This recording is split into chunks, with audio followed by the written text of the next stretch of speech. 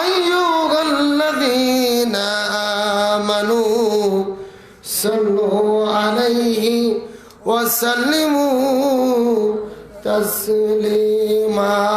সবাই দরুদ ইব্রাহিম পড়ি। আল্লাহুম্মা সাল্লি আলা মুহাম্মাদ ওয়া আলা আলি মুহাম্মাদ কামা সাল্লাইতা আলা ইব্রাহিম ওয়া আলা আলি ইব্রাহিম ইন্নাকা হামিদুম মাজিদ। আল্লাহুম্মা বারিক আলা মুহাম্মাদ ওয়া আলা আলি মুহাম্মাদ কামা বারাকতা আলা ইব্রাহিম ওয়া আলা আলি ইব্রাহিম ইন্নাকা হামিদুম মাজিদ। সকলে পড়ি। বালাগাল উলা বিকামালিহি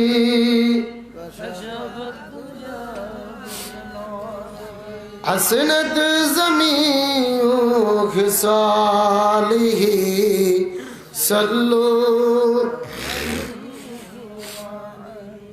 শুধু ঘোষা রবিচারে মধু জুয়া দুর্নীতি ব্যবিচারে নারী ধর্ষণ মানুষ খুনে জ্বলছে বাংলার জমিন।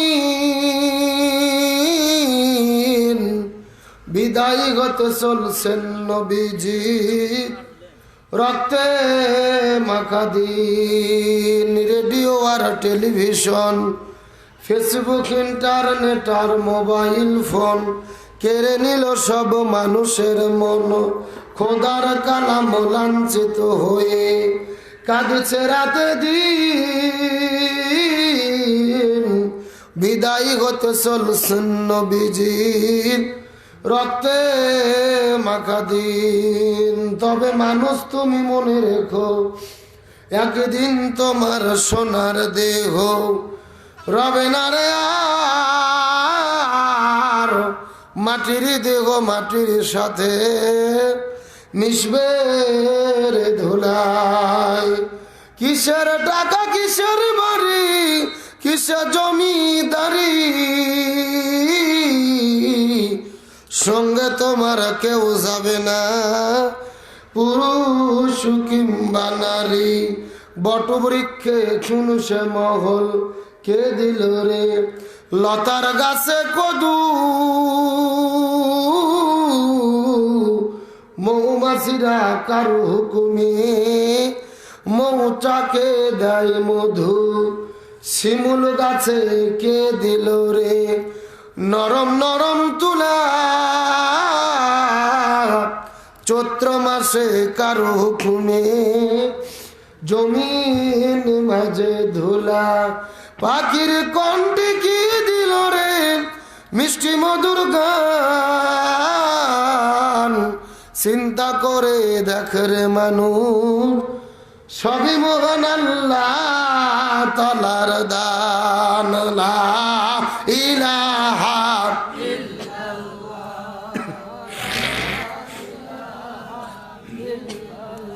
জোরে লা ইলাহা।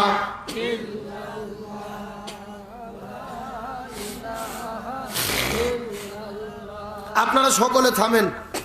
আপনারা সবাই ঘুমন্ত না জাগ্রত? আরো জোরে বলেন।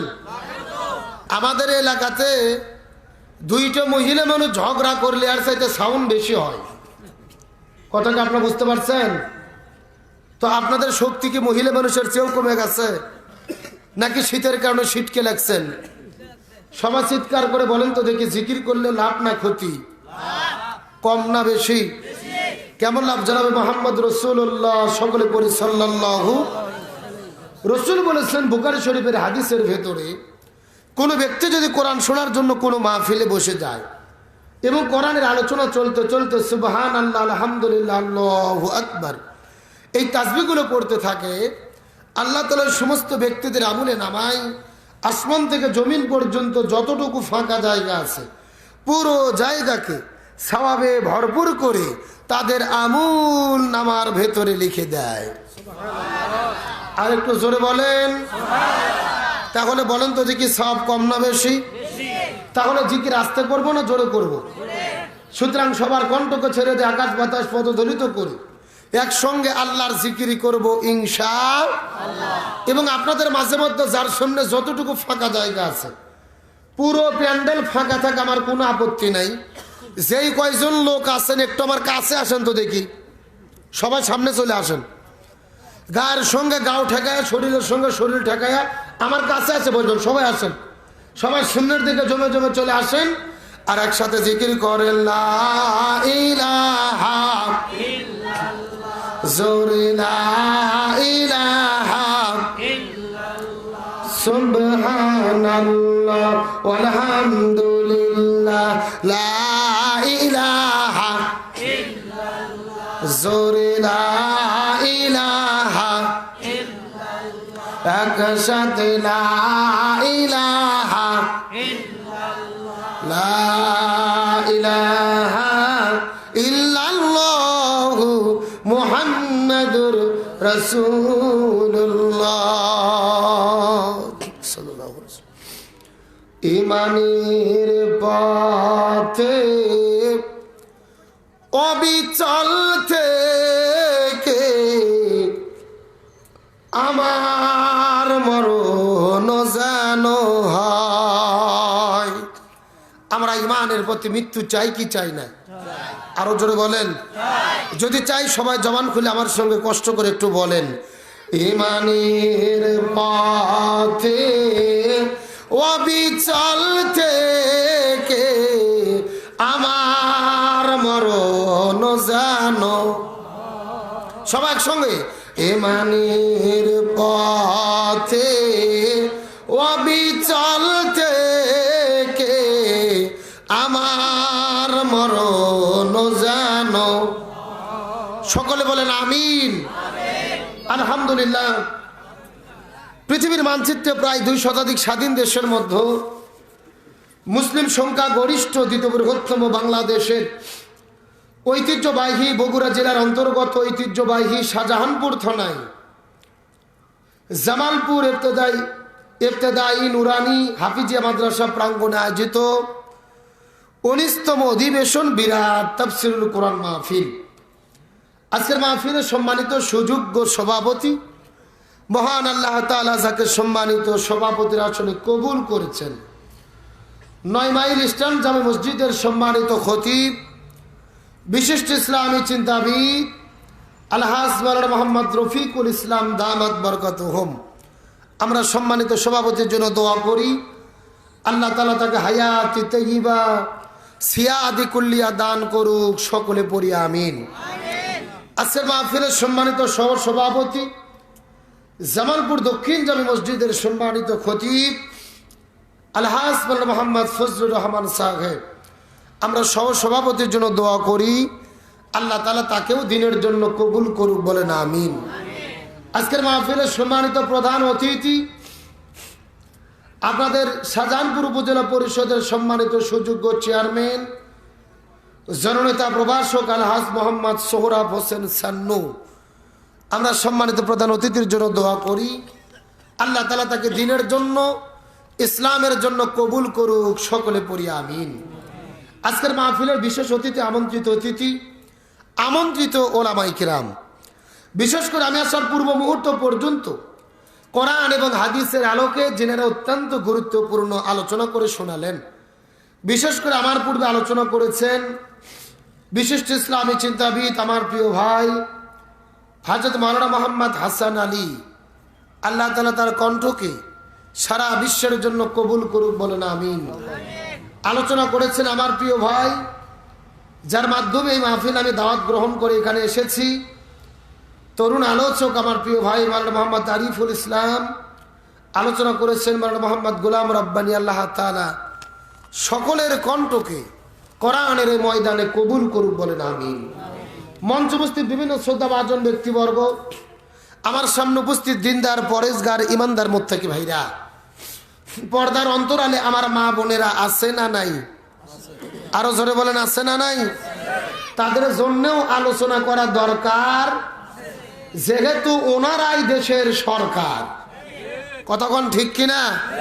ক্ষমতায় আসতেছে বারবার, আর সমাজটাকে পুড়িয়ে করতেছে সার খার। সুতরাং আজকের মাহফিল থেকে তাদের জন্যও কিছু বলা দরকার।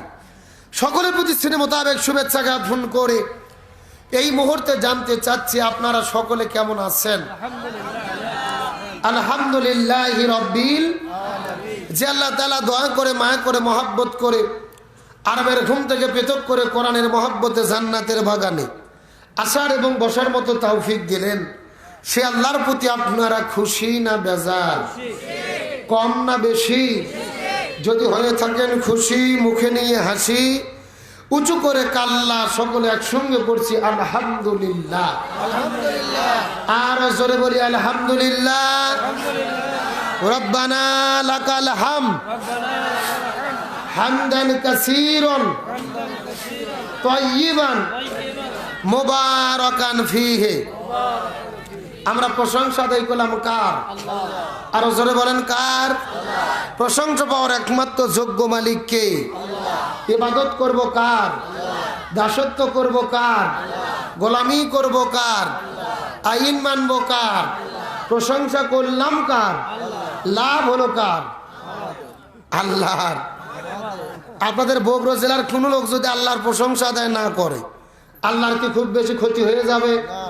আল্লাহর পাওয়ার কমে যাবে? তাহলে চিৎকার করে বলেন প্রশংসা আদায় করলে কার লাভ? আমাদের বলেন না, বলেন আমার লাভ। জোরে বলেন কার লাভ? আমরা নিজেরা নিজেদের লাভ চাই কি চাই না? খুশি হয়ে চিৎকার করে বলতেছে আলহামদুলিল্লাহ। সম্মানিত উপস্থিত হাজিরিন, গতকালকে মাহফিল করেছি পাবনায়, তার আগের দিনে করেছি কুড়িগ্রাম, নীলফামারী, লালমনিরহাট। আপনাদের দোয়ায় আল্লাহ তাআলা এমনও মাহফিলে উপস্থিত করেন, এক একটি মাহফিলে 40-50 হাজার মানুষের উপস্থিতি। সুবহানাল্লাহ কোন। সেই সমস্ত মাহফিলের তুলনায় আজকের মাহফিলের লোকজন কম না বেশি? শুধু কি কম? একেবারেই কম। এই বছরে আমি যতগুলো মাহফিলে গিয়েছি, আল্লাহ নিয়ে গিয়েছেন, আজকের মতো এত কম লোক আমি কোনো মাহফিলে পাই নাই। আমি যেই মসজিদে জুমার নামাজ পড়াই, ওখানে মুসল্লিতে আসছে 4-5 গুণ বেশি হয়। তাহলে এইরকম হাজার হাজার টাকার প্যান্ডেল করে মাইকিং করে মাহফিল করার কি দরকার? এরকম মাহফিল তো মসজিদের মধ্যে করা যায়। একটু টাকা পয়সা খরচ করলেন, মাহফিল করবেন যেন লোকজন বেশি হয়, আলোচনা ভালো হয়, কিছু মাদ্রাসার কালেকশন হয়। তো কিছুই হচ্ছে না, এটা শুধু নাম যে মাহফিল একটা হলো ওখানে। ঠিক কি তা না? আচ্ছা বলেন তো, আশেপাশে মাইকের সাউন্ড যত দূর যাচ্ছে, আশেপাশের গ্রামের সব মানুষ যদি এই মাহফিলে আসতো, এখানে কি বসার জায়গা হতো? এই জোরে বলার জায়গা হতো? সবাই কি এখানে আসতে পেরেছে? আল্লাহ যাদেরকে কবুল করেছে তারাই এখানে আসতে পেরেছে। কথা কোন ঠিক কিনা? এমনও মানুষ আছে মাহফিল আসার নিয়ত করে বাড়ির থেকে বের হয়েছে, কিন্তু ভেতরে ঢুকতে পারে নাই, মেলার মধ্যে ঢুকে চায়ের দোকানে আড্ডা মারতেছে। কথা কন না কা? আচ্ছা বলুন তো, এখানে আজকে কোরআনের মাহফিল না হয়ে যদি মমতাজের কনসার্ট হইতো, ফাইটা যায় জোড়া দেওয়ার বুদ্ধি নাই, রূপ ভানে নাচে কোমর দুলাইয়া ঝাঁকি হতো, যুবকদের মাইক দিয়ে ঢাকা লাগতো, যুবকদের ভিড়ের ঠেলায় বুড়ো মানুষেরা বসার জায়গা পেত না। কতক্ষণ ঠিক কিনা? এজন্য আমরা যুবকদেরকে বলতে চাই, এ যুবকেরা, যেমনে বউ রাত্রি পার করেছো ফ্রি ফায়ার গেম খেলে, বউ রাত্রি পার করেছো মেসেঞ্জারে চ্যাটিং করে, আজকে কোরআনের মহব্বতে 1 ঘন্টা মাহফিলে বসে যাও, তোমাদের নসিব খুলে যাবে। কথা বলেন ঠিক কিনা? আমরা দোয়া করি আল্লাহ তাআলা এদের আসার এবং বসার মতো তৌফিক দিক, বলেন আমিন। লোকজনের উপস্থিতি কম হলে কি আপনাদের মন খারাপ হয়? না, দরকার নেই। এত লোক দিয়ে কি করবেন? এত মানুষ দিয়ে কি হবে? মানুষের মতো মানুষ হলে, ইমানদারের মতো ইমানদার হলে বদরের প্রান্তরের 313 জন সৈনিক যথেষ্ট। আরো জোরে বলেন, আরো জোরে বলেন, আরো আসতে বলেন। বদরের প্রান্তরে মুসলমানদের সৈন্য সংখ্যা কত ছিল? আরে ভাই, কথা না বললে ওয়াজ হবে না। আমি অন্য ধরনের বক্তা, আমি ওয়াজ করবো আর আপনারা ঘুম পারবেন এই সুযোগ নেই। আমি যতক্ষণ ওয়াজ করব আপনাদেরকেও ওয়াজ করা লাগবে। পারবেন তো ইনশাল্লাহ? তাহলে মুসলমানদের সৈন্য সংখ্যা ছিল 313, আর কাফিরদের সংখ্যা ছিল 1000, কিন্তু জয়লাভ করেছে কারা? মুসলমানেরা। তার মানে বোঝা গেল যুগে যুগে মুসলমানদের বিজয় কোনো সংখ্যাধিক্যের ফলে হয় না, মুসলমানদের বিজয় হয় ঈমানের শক্তিতে। সেই বদরের প্রান্তরের 313 জন সৈনিকের মতো ঈমানের স্পিড নিয়ে কি আপনারা আলোচনা শুনতে রাজি আছেন? আজকের মাহফিলে লোক আছেন 200, কিন্তু সাউন্ড দিতে হবে 20,000 মানুষের। পারবেন তো ইনশাল্লাহ?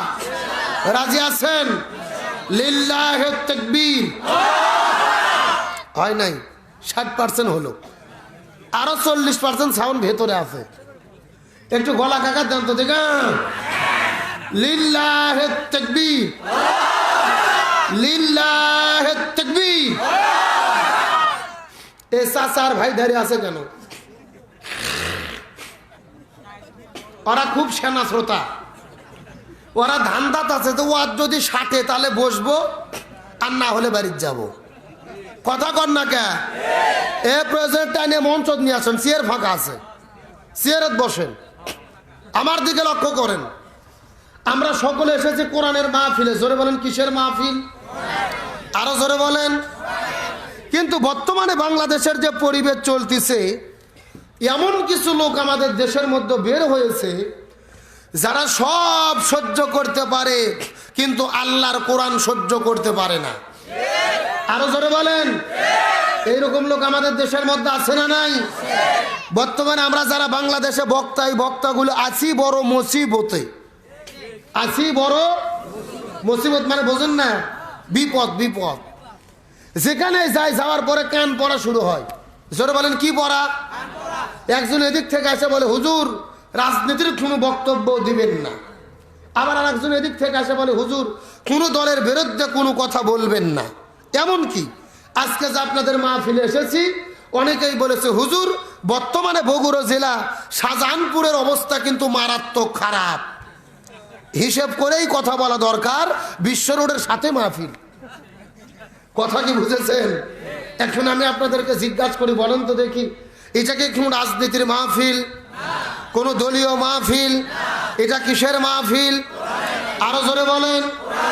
এই মাহফিলে সব দলের লোক আছে না নাই? আওয়ামী লীগের লোক কথা কয় না।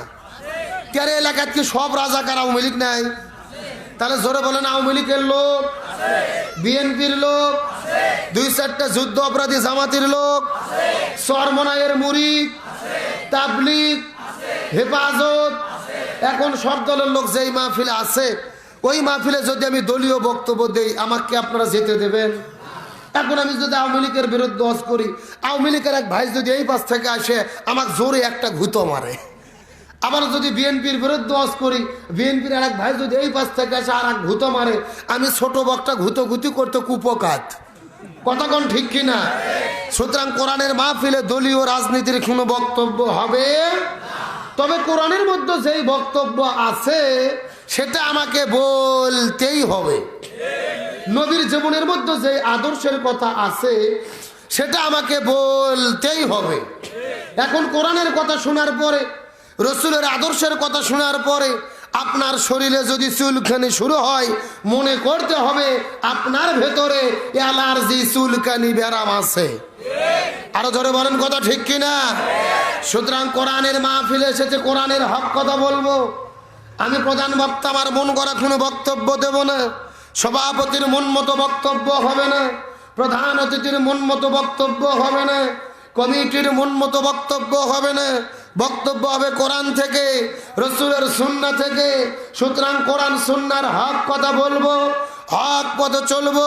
প্রয়োজনে কোরআনের কথা বলতে গিয়ে, কোরআনের কথা শুনতে গিয়ে, কোরআনের পথে চলতে গিয়ে, কোরআনের আন্দোলন করতে গিয়ে নিজের জীবনের সর্বোচ্চ বিলিয়ে দেব। কোনো বাতিলের কাছে মাথা নত করবো না। কারা কারা রাজি আছেন? দুটো হাত আল্লাহকে তুলে দেখা।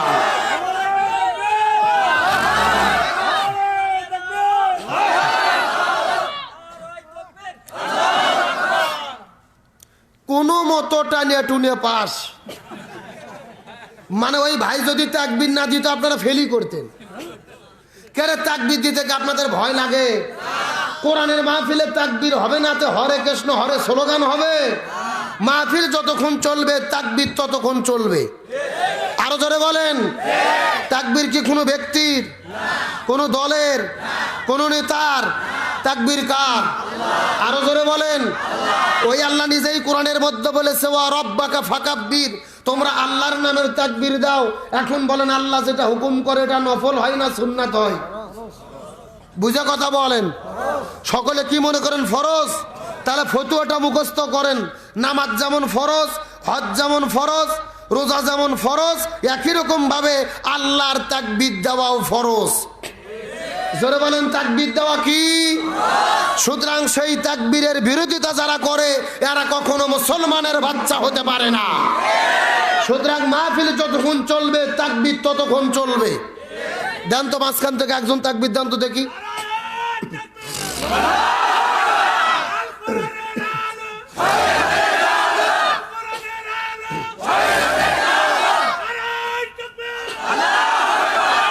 আলহামদুলিল্লাহ বলেন। যাক, বোঝা গেল 2-4টা বাঘের বাচ্চা ভেতরে আছে, তবে একেবারে দুর্বল, একেবারে দুর্বল। আর দুর্বল হওয়ার কারণে বাতিল একবারে ঘাড়ের ওপর চড়ে বসে থাকে, মাথার বড়ি আর লবণ দিয়ে মেখে খাচ্ছে। এ কথা কন না কে? আলোচনা চলবে ইনশাআল্লাহ। কোরআনের হক কথা হবে ইনশাআল্লাহ। কেরে সিয়ারালা পার্টি ও কে রে? আপনার যদি সিয়ারে বসতে মন চাই মঞ্চে আসেন, সিয়ার এখনো ফাঁকা আছে। হ্যাঁ, সিয়ারে বসতে হলে ঠান্ডা লাগবে, তো নিচে একবারে জামজুম হয়ে বসেন, গরম লাগবে। আপনার যদি অনুমতি দেন আমি আলোচনা শুরু করতে চাই সরাসরি কোরআন থেকে। আপনাকে রাজি আছেন ভাই? সবাই আমার সঙ্গে পড়ে না আউযু বিল্লাহি মিনাশ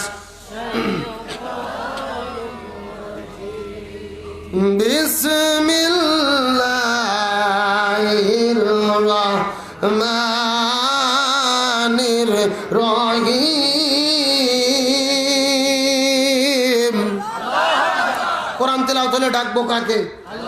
রাসূল বলেছেন যারা জীবিত অবস্থায় আল্লাহর নামে তাকবীর বেশি দেবে ওদের হাড়ের সমস্ত ব্যারাম আল্লাহ তাআলা ভালো করে দেবে। চিৎকার করে বলেন তো দিক আল্লাহু আকবার।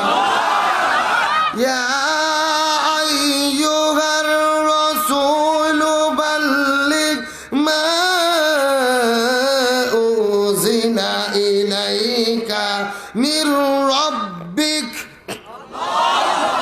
ওয়া ইন লাম তাফআল ফামা বাল্লাগতা রিসালাতাহু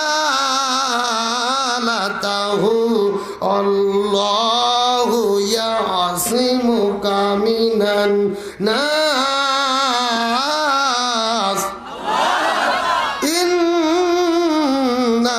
ইন্নাল্লাহা লা ইয়াহদিল কওমাল কাফিরিন।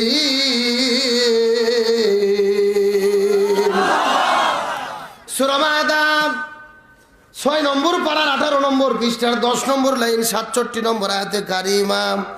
তাফসীর ইবনে কাসির, তাফসীরে কাবীর, তাফসীরে কুরতুবী, তাফসীরে মুনির, তাফসীরে মারিফুল কোরআন, তাফসীরে খাজিম, তাফসীরে তাবারি, তাফসীরে ফি জিলালিল কোরআন, তাফসীরে তাফহিমুল কোরআন। এই আয়াতের উপর ভিত্তি করে 1 নয় 2 নয় অন্তত 10টা তাফসীর গ্রন্থ আমি দেখেছি। এই আয়াতের ভেতরে আল্লাহ তাআলা এত পরিমাণ কথা বলেছেন।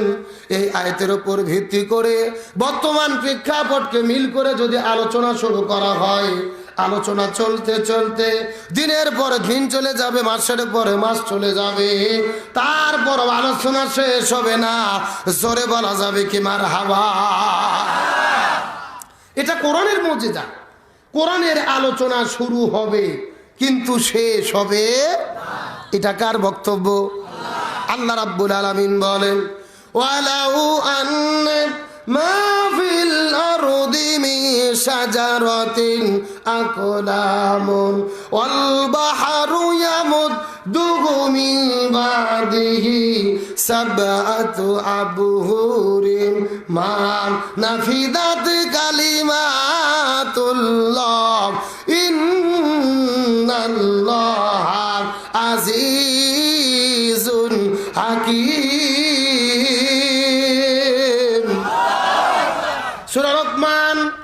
21 নম্বর পারার 12 নম্বর পৃষ্ঠার 13 নম্বর লাইন 27 নম্বর আয়াতে কারিমা। তাফসীর ইবনে কাসির থেকে বলতেছি, আল্লাহ রাব্বুল আলামিন বলে, ও পৃথিবীর মানুষেরা ভালো করে বোঝার চেষ্টা করো, আমি তোমাদেরকে যে কোরআন দান করেছি, এই কোরআনের যদি তোমরা একটা শব্দের ব্যাখ্যা করতে চাও, চিৎকার করে বলেন তো দেখি কয়টা শব্দ? আরো জোরে। জোর হলো না। আল্লাহ রাব্বুল আলামিন চ্যালেঞ্জ করে বলেন, আমি তোমাদেরকে যে কোরআন দান করেছি, এই কোরআনের যদি তোমরা একটা শব্দের ব্যাখ্যা করতে চাও, আর একটা শব্দের ব্যাখ্যা করার জন্য আমি আল্লাহ তাআলা গোটা পৃথিবীতে যত বৃক্ষ সৃষ্টি করেছি, মিন শাজারাতিন আকলাম, সমস্ত বৃক্ষগুলিকে কেটে কেটে কেটে কেটে যদি তোমরা কলম বানাও, ওয়াল বাহরি ইয়ামুদ্দুহু, আর সমুদ্রের পানিগুলোকে যদি তোমরা কালি বানিয়ে নাও, তামাম পৃথিবীর বৃক্ষ, কলম আর 7 সমুদ্রের পানিকে একত্রিত করার পরে যদি তোমরা লেখা শুরু করো, আল্লাহ তাআলা চ্যালেঞ্জ করে বলেন, লিখতে লিখতে তামাম পৃথিবীর বৃক্ষ কলম ফুরে যাবে, 7 সমুদ্রের পানি কালিও ফুরে যাবে, তারপরে কোরআনের একটা শব্দের ব্যাখ্যা লিখে কখনোই শেষ করা যাবে না। আচ্ছা মানুষ বলো দেখি, রাত্রি কেন কালো? সূর্য বলো কোথা থেকে পাইলো এত আলো? ফুলগুলো নানান রঙের কেমন করে হয়? পাতাগুলো সবুজ বটে ফুলের মতো নয়। দুধ কেনে এত সাদা, মরিচি কেনে ঝাল? আমগুলো পাকলে বলো কেমনে হয় তা লাল? আরে পশু পাখি কয় না কথা, মানুষ কেনে কয়? বলো মানুষ বলো দেখি কিভাবে তাও হয়? ভাবি সবই মহান প্রভুর দান, নত শিরে সেজদা করো ও হে মুসলমান। আরে ডিমগুলো একই রকম, পার্থক্য নেই মোটে, তবে সাদা কালো বাচ্চাগুলো কেমন করে ফোটে? আমরা সবাই বাস করি এই পৃথিবীর অঙ্গে, হাতের লেখা মুখের চেহারা মেলে না কারো সঙ্গে, আর মেলে না গলার আওয়াজ আঙুলগুলোর টিপ। আল্লাহ তাআলা একজন আছেন, প্রমাণ হলো ঠিক, চিৎকার করে বলেন মারহাবা। জোরে লা ইলাহা ইল্লাল্লাহ, লা ইলাহা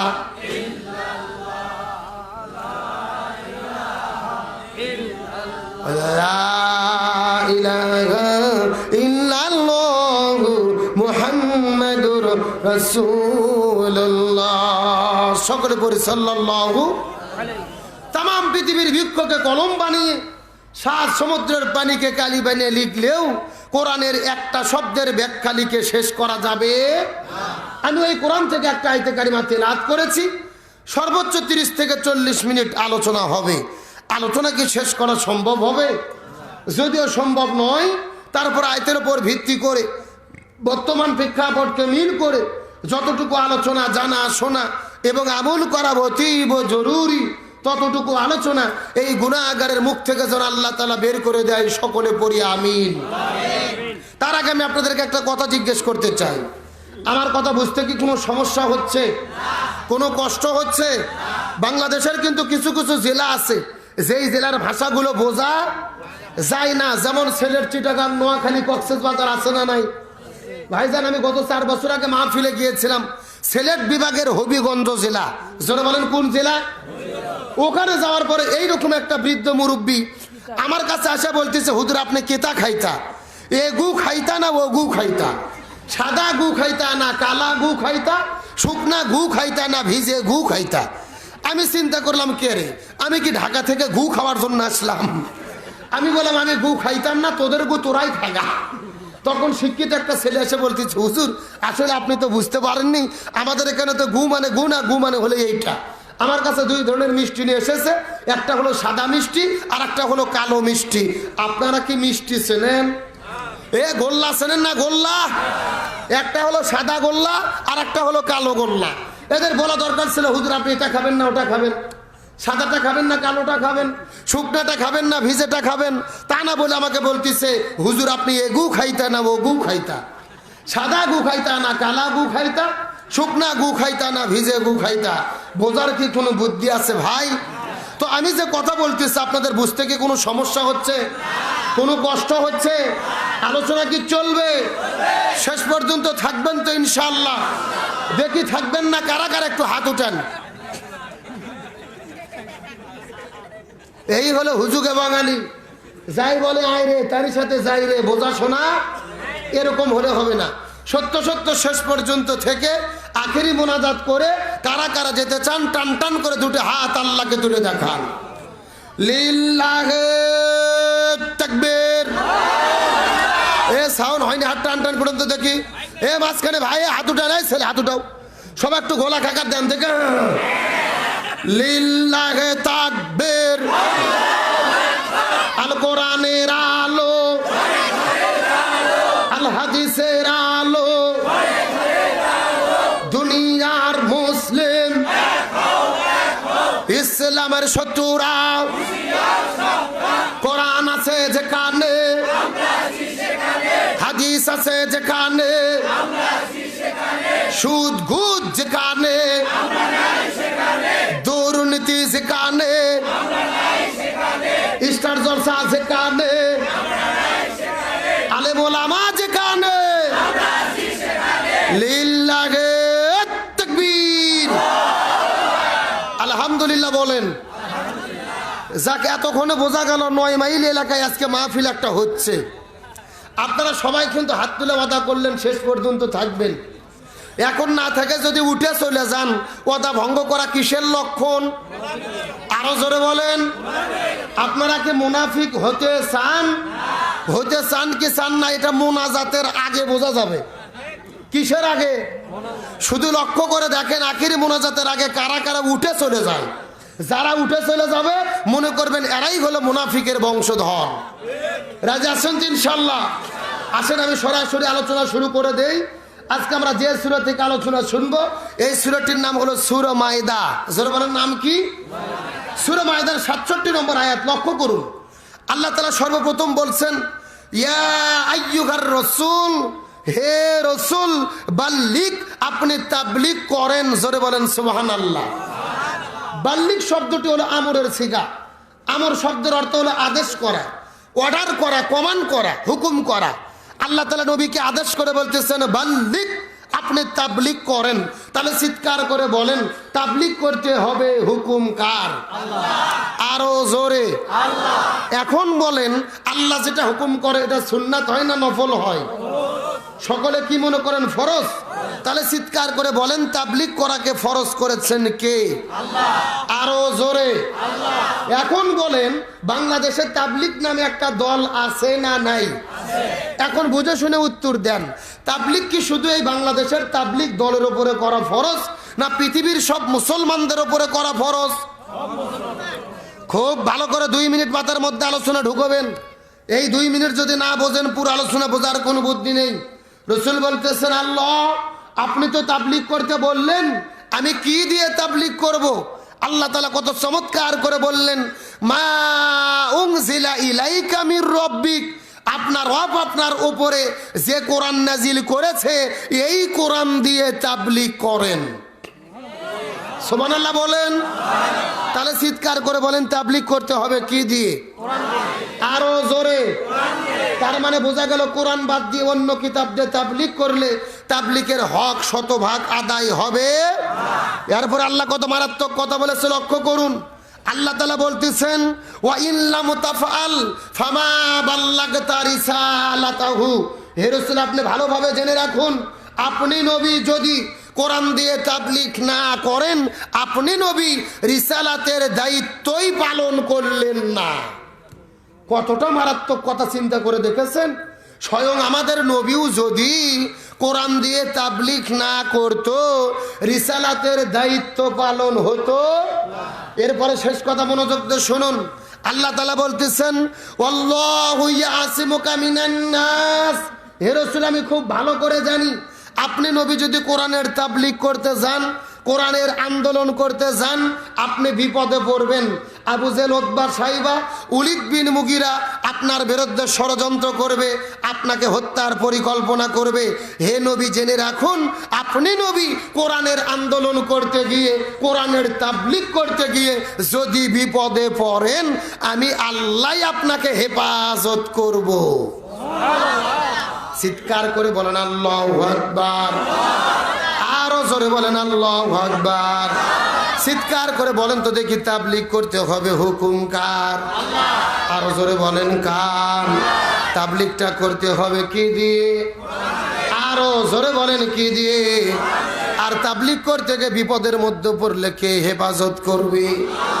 এ বগুড়ার মুসলমান কতগুলো বোঝার চেষ্টা করবে। আমি কিন্তু আপনাদের মধ্যে আজকে দীর্ঘক্ষণ আলোচনা করব না, মাত্র কয়েক মিনিটের ভেতরে একটা মেসেজ আপনাদেরকে দিয়ে বিদায় নিয়ে চলে যাওয়ার চেষ্টা করব। তাবলীগ কেমনে করবেন, আর কোরআনের তাবলীগ করতে গিয়ে বিপদের মধ্যে পড়লে আল্লাহ তাআলা কেমনে সাহায্য করবে, এই বিষয়টা বুঝাইয়া আপনাদের মধ্য থেকে বিদায় নিয়ে চলে যাওয়ার চেষ্টা করব। কথাগুলো সুন্দর করে বোঝার চেষ্টা করবেন। আমার নবীজির উপরে আল্লাহ তাআলা যখন কোরআন নাজিল করলেন, আমার নবীজি কোরআনের দাওয়াত দেওয়ার জন্য রাজপথে ঝাঁপিয়ে পড়লেন। কিন্তু নবীজি সেখানে কোরআনের কথা বলে, আবু জেলের বাচ্চারা ওই জায়গার মধ্যে যাইয়া বাধা দেয়। আরো জোরে বলেন, যেখানে নবীজি কোরআনের কথা বলে ওই জায়গার মধ্যে তারা হট্টগোল তৈরি করে, ওই জায়গার মধ্যে তারা 140 ধারা জারি করে। আমার আল্লাহ কোরআনের মধ্যে দলিল পেশ প্রমাণ করে বলেন, ওয়াকালাল্লাযীনা কাফারু লা তাসমাউ লিহাযাল কোরআন। আবু জাল্লা সংসদের মধ্যে আইন পাস করলো, আব্দুল্লাহর ছেলে মুহাম্মদ যেখানে কোরআনের কথা বলবে ওই জায়গার মধ্যে যে তারা হট্টগোল তৈরি করবে, ওই জায়গার মধ্যে যে কোরআনের মাহফিলগুলোকে বন্ধ করে দেবে, ওই জায়গার মধ্যে যাওয়ার পরে 140 ধারা জারি করবে। এখন আমি আপনাদেরকে জিজ্ঞাসা করি, বলেন তো দেখি, ও বগুড়ার মুসলমান, আজকেও বাংলাদেশের ভেতরে কোরআনের কথা বলতে গেলে মাঝে মধ্যে বাধা আছে না নাই? আরো জোরে বলেন। আমার কথা সোজা। সেই সময় নবীজি কোরআনের কথা বলেছে, আর আবু জেলের বাচ্চারা ওই জায়গার মধ্যে যায় বাধা দিয়েছে। আজকে বাংলাদেশের ভেতরে যারা কোরআনের মাহফিলে বাধা দেয়, এরাই হলো ডিজিটাল আবু জেল। আরো জোরে বলেন। এইরকম আবু জেল বর্তমানে বাংলাদেশে আছে না নাই? গতকালকে একটা ভিডিও দেখার পর আশ্চর্য হয়েছি। এক জায়গায় নির্বাচনী প্রচারণা চলতেছে, এক নেতা মাইক নিয়ে বক্তব্য দিচ্ছে, আগামী 7 জানুয়ারি নির্বাচন, এই নির্বাচনের পরে, ভোটের পরে বাংলাদেশে যারা দাড়িওয়ালা আছে, টুপিওয়ালা আছে, গলা ধাক্কা দিয়ে তাদেরকে দেশ থেকে বের করে দেওয়া হবে। নাউজুবিল্লাহ বলবেন না? বাংলাদেশে যারা দাড়িওয়ালা, টুপিওয়ালা, তাদেরকে তারা 7 তারিখ নির্বাচনের পরে গলা ধাক্কা দিয়ে বের করে দেবে, এই বক্তব্য দিচ্ছে এক নেতা। তার কাছেই বসে আছে একটা দাড়িওয়ালা, টুপিওয়ালা। কথা কি বুঝেছেন? মানে তার পাশেই বসে আছে একটা মানুষ, তার মাথার টুপি, মুখের মধ্যে দাড়ি। এখন তিনি এই যে বক্তব্য দিয়েছে, এটা কি কোনো মুসলমান মেনে নিতে পারে? বলেন, মেনে নিতে পারে? একটা কথা মনে রাখবেন, কোনো ব্যক্তির প্রতি আপনার আক্রোশ থাকতে পারে, ব্যক্তির প্রতি হিংসা থাকতে পারে, ওই ব্যক্তির বিরুদ্ধে আপনি বক্তব্য দেন, আমার কোনো আপত্তি নেই। কিন্তু আপনি যখন বলেছেন দাড়িওয়ালাদের থাকতে দেব না, টুপিওয়ালাদের থাকতে দেব না, দাড়ি হলো রসুলের সুন্নাহ, টুপি হলো রসুলের সুন্নাহ, দাড়ি টুপির বিরুদ্ধে বলা মানে আমার বিশ্ব নবীজির বিরুদ্ধে কথা বলা। আরো জোরে বলেন। আর নবীজির বিরুদ্ধে কথা, এটা কোনো মুসলমান মেনে নিতে পারে? ওই নেতা যে বক্তব্য দিয়েছে তার চারপাশে বসে আছে কারু মাথার টুপি, কারু মুখের মধ্যে দাড়ি। আমার তো উচিত হিসাব হলো, এই নেতা যখন দাড়ি টুপির বিরুদ্ধে বক্তব্য দিয়েছে, তার আশেপাশে যারা ছিল ওরা যদি মুসলমানের বাচ্চা হয়, জুতো বের করে ওকে জুতো পিটা করা দরকার ছিল। কথা বলেন না কেন? অথচ তারা দলের কারণে অন্ধ হয়ে গেছে, নেতার আনুগত্য করতে গিয়ে রসুলের সুন্নাত ভুলে গেছে। দাড়ির বিরুদ্ধে বক্তব্য হয়, টুপির বিরুদ্ধে বক্তব্য হয়, ওরা কোনো কথা বলতে পারে না। উনি নেতা। এইরকম নেতা যদি তোমার হয়, ওই নেতাও জাহান্নামে যাবে, তোমাদেরকেও জাহান্নামে নিয়ে যেয়ে ছাড়বে। কথা বলে না কেন? আমার নবী হাদিস শরীফের মধ্যে বলেন, মান রাআ মিনকুম মুনকার, তোমাদের সামনে যদি অন্যায় কোনো কাজ হয়, ফালইউগাইয়ির বিয়াদিহি, হাত দিয়ে বাধা দাও। রাসূল বলেন ফাইন লাম ইয়াস্তাতি, যদি সেটা করতে না পারো ফাবি লিসানিহি, মুখ দিয়ে বাধা দাও। রাসূল বললেন ফাইন লাম ইয়াস্তাতি, সেটাও যদি করতে না পারো ফাবি কলবিহি, অন্তর দিয়ে ঘৃণা করো। অথচ আপনারা বসে আছেন, আপনার নেতা দাড়ির বিরুদ্ধে কথা বলে, টুপির বিরুদ্ধে কথা বলে, হাত দিয়ে বাধাও দিতে পারেন না, মুখ দিয়েও নিষেধ করতে পারেন না, অন্তর দিয়েও তাকে ঘৃণা করতে পারেন না। ওই নেতার পেছনে স্লোগান দেন, ওই নেতার কারণে আপনাদেরকে জাহান্নামে যেতে হবে। আপনাদের মধ্যে তার ঈমান নাই, আপনারা মুনাফিক হয়ে গেছেন। দাড়ি টুপির বিরুদ্ধে কথা হয়, আপনারা এর বিরুদ্ধে প্রতিবাদ করতে পারেন না। রসুলের সুন্নাত হলো দাড়ি, রসুলের সুন্নাত কি? তাহলে দাড়ির বিরুদ্ধে কথা বলা মানে কার বিরুদ্ধে কথা বলা? রসুলের বিরুদ্ধে কথা বলা। টুপির বিরুদ্ধে কথা বলা মানে রসুলের বিরুদ্ধে কথা বলা। সুতরাং আমরা বলতে চাই, এই বাংলার জমিনে যারা দাড়ির বিরুদ্ধে কথা বলেছে, টুপির বিরুদ্ধে কথা বলেছে, 7 তারিখ পরে দাড়ি টুপিওয়ালাদেরকে দেশ থেকে বের করে দেবে। আমরা বলতে চাই, বাংলাদেশের দাড়ি টুপিওয়ালারা এই দেশে ভাড়াটিয়া হিসেবে থাকে না। আমরা কচুরি পানার সঙ্গে ভেসে আছি নাই। এই দেশ হলো আমার দেশ, এই দেশ হলো আমার বাবার দেশ, এই দেশ আমার দাদার দেশ। সুতরাং দাড়ি টুপিওয়ালাদেরকে বের করে যারা দিতে চেয়েছে, প্রধানমন্ত্রীকে বলবো, যখন আমরা শুনি প্রধানমন্ত্রী তাহাজ্জুদ পড়ে, ভালো লাগে কি লাগে না? যখন শুনি কোরআন পড়ে, ভালো লাগে কি লাগে না? ওই প্রধানমন্ত্রীকে বলতে চাই, দাড়ি টুপির বিরুদ্ধে যেই কথা বলেছে, এই নেতাকে অনতি বিলম্বে গ্রেপ্তার করে শাস্তির আওতায় আনতে হবে। এই মতের পক্ষে কারা কারা রাজি আছেন? দুটি হাত আল্লাহকে তুলে দেখান।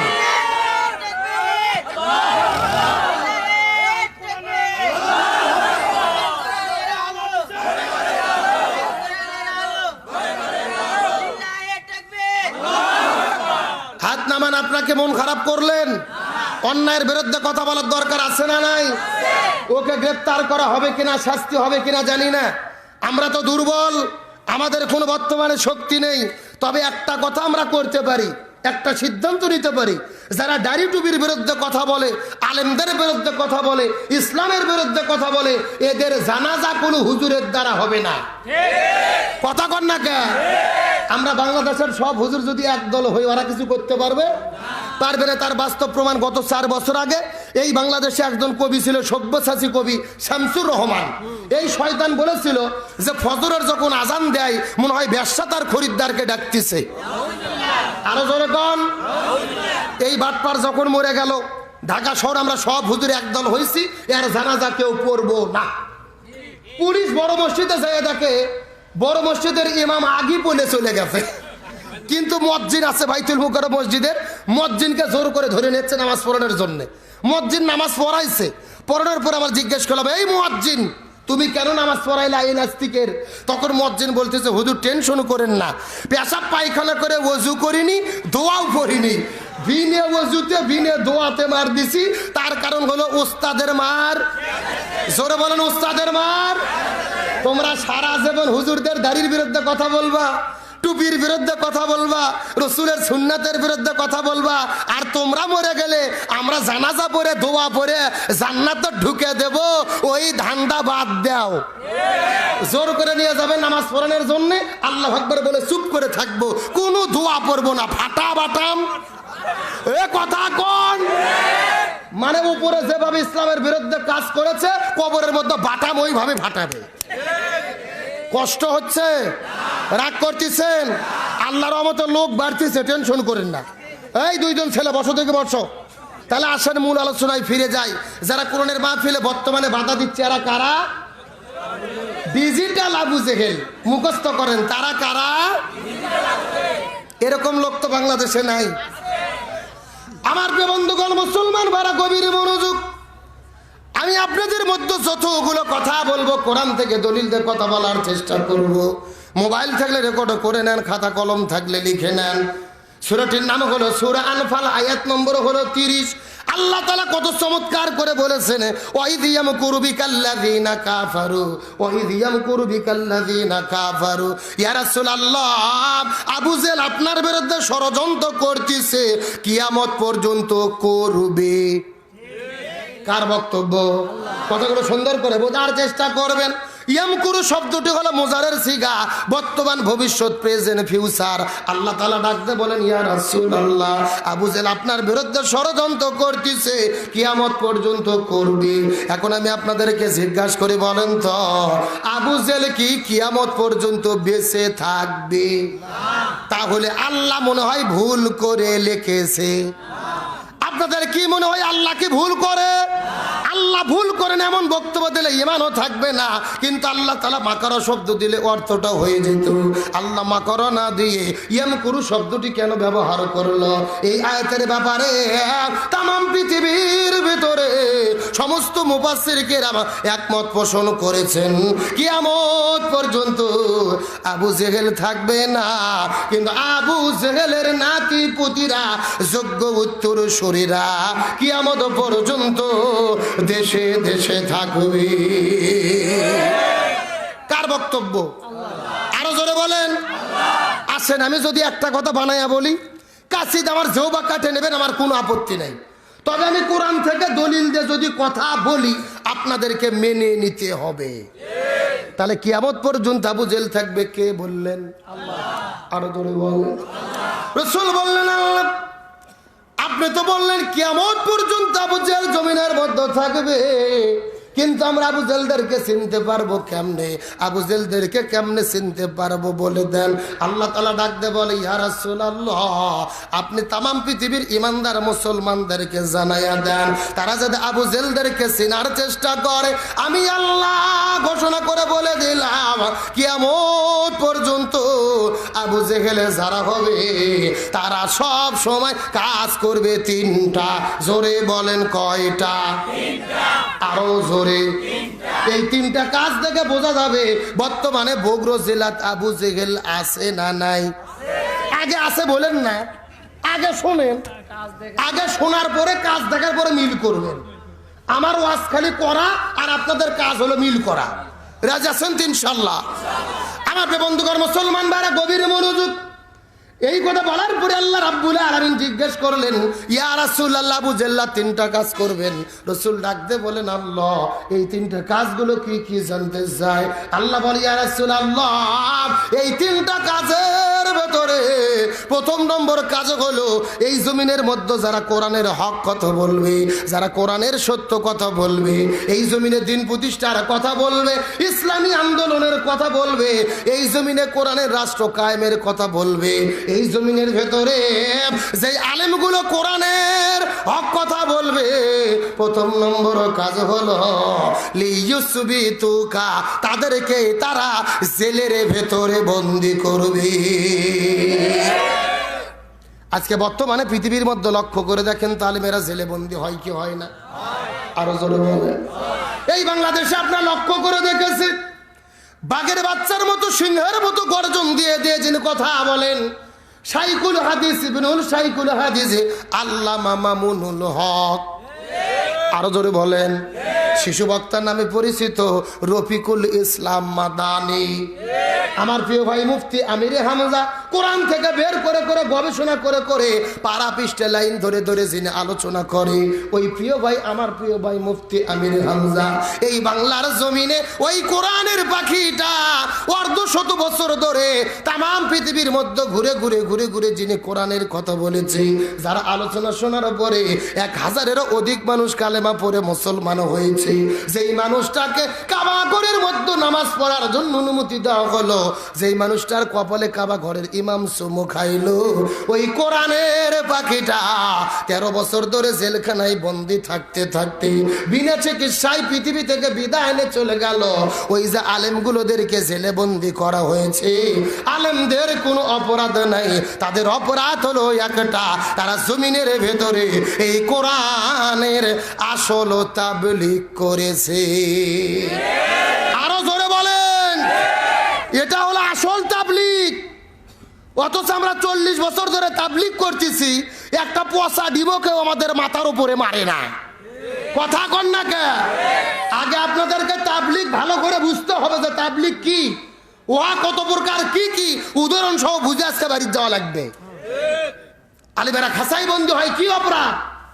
আমার প্রিয় ভাই মুফতি আমির হামজা, তিনি কোনো রাজনৈতিক দলের নেতা কর্মী নয়, নারী ধর্ষণ করেন নাই, মানুষ হত্যা করেন নাই, জিনা ব্যভিচার করেন নাই।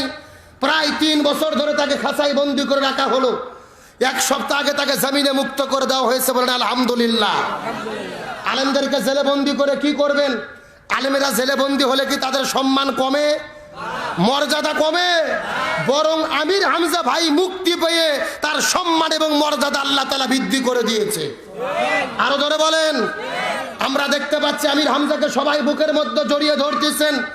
কি কওমি, কি আলিয়া, কি আলে সুন্নাত ওয়াল জামাত, কি আলে হাদিস, বাংলাদেশের যত শ্রেণীর আলেম রয়েছেন, যত ঘরানার আলেম রয়েছেন, সবাই আমির হামজাকে ফুলের তোড়া দিচ্ছেন, গলার মধ্যে ফুলের মালা দিচ্ছেন। ডক্টর ইনায়েতুল্লাহ আব্বাসী তার বাড়িতে দাওয়াত দিয়ে নিয়ে গেছেন আমির হামজাকে গতকালকের আগের দিন। তার বাড়িতে খাওয়া দাওয়া করেছেন। আমির হামজা ভাইয়ের সঙ্গে ইনায়েতুল্লাহ আব্বাসী দেখা করেছেন। আল্লামা তারেক মনোয়ার, ডক্টর আবুল কালাম আজাদ বাশার, সৈয়দ কামাল উদ্দিন জাফরি সহ বাংলাদেশের যত বড় বড় ওলামাই কিরাম আছে তাকে বুকের মধ্যে জড়িয়ে ধরতেছেন, গলার মধ্যে মালা দিচ্ছেন, ফুলের তোড়া দিচ্ছেন। এগুলোর দ্বারা কি বোঝা যায় আমির হামজার সম্মান কমেছে না বেড়েছে? আরো জোরে বলেন। এমনকি গতকালকের একটা ভিডিও দেখার পরে বাংলাদেশের সমস্ত ইমানদারের আনন্দিত হয়েছেন, কলিজায় শান্তি লেগেছে। এই বাংলাদেশের একজন দরদি আলেম মুফতি হারুন ইজাহার দামাত বরকাতুহুম, তিনি আমির হামজাকে তার বাড়িতে দাওয়াত দিয়ে নিয়ে গিয়ে নিজের হাতে তার মাথার মধ্যে পাগড়ি পরিয়ে দিয়েছেন।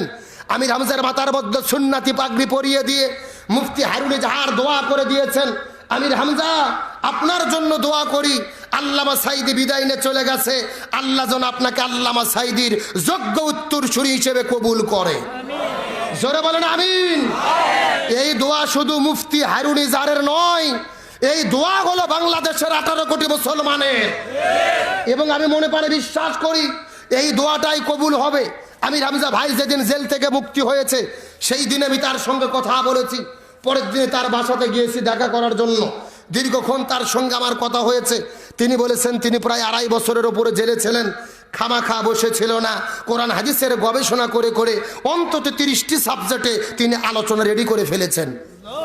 আল্লাহু আকবার বলেন।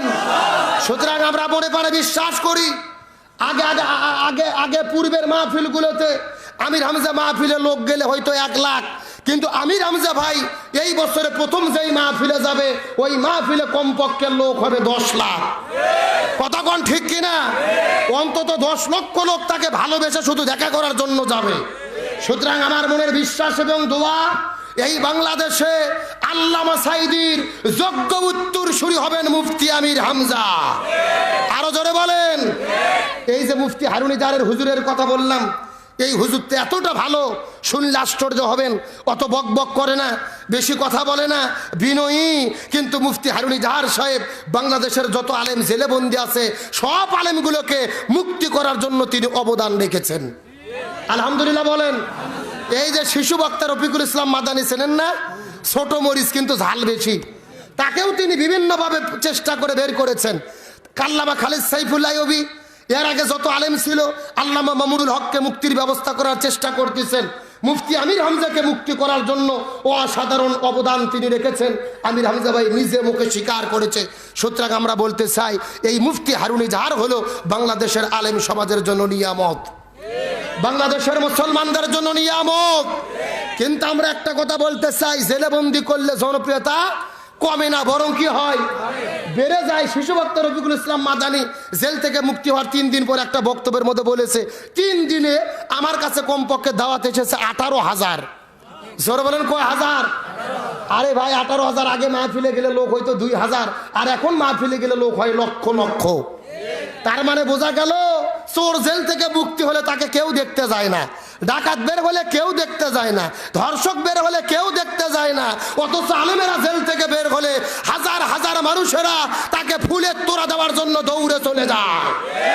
এখান থেকে বোঝা যায় আলেমদেরকে জেলে বন্দি করে কোনো লাভ, আলেমদেরকে মিথ্যে অপবাদ দিয়ে কোনো লাভ। বাংলাদেশে আলেমদের বিজয় হবেই হবে ইনশাআল্লাহ। গতকালকের একটা মারাত্মক ঘটনা ঘটেছেন, গোটা পৃথিবীর মানুষ ইমানদারেরা আনন্দিত হয়েছেন। এই বাংলাদেশের বিভিন্ন গ্রুপের আলেম আছে, বিভিন্ন ঘরানার আলেম আছে, বিভিন্ন পন্থী আলেম আছে। কিন্তু গতকালকে ঢাকাতে একটা অনুষ্ঠান হয়েছে, সেই অনুষ্ঠানের ভেতরে সব গ্রুপের সব ঘরানার আলেমেরা এক জায়গায় হয়েছে। বলেন আল্লাহু আকবার। সেখানে কি অনুষ্ঠান হয়েছিল শুনলে আনন্দিত হবেন। এখন যে ফিলিস্তিনে মসজিদ আকসায় হামলা হচ্ছে, আলোচনার বিষয় ছিল মসজিদে আকসা মুক্তিতে ওলামায়ে কেরামের ভূমিকা, মসজিদ আকসা মুক্তিতে মুসলিম উম্মার ভূমিকা।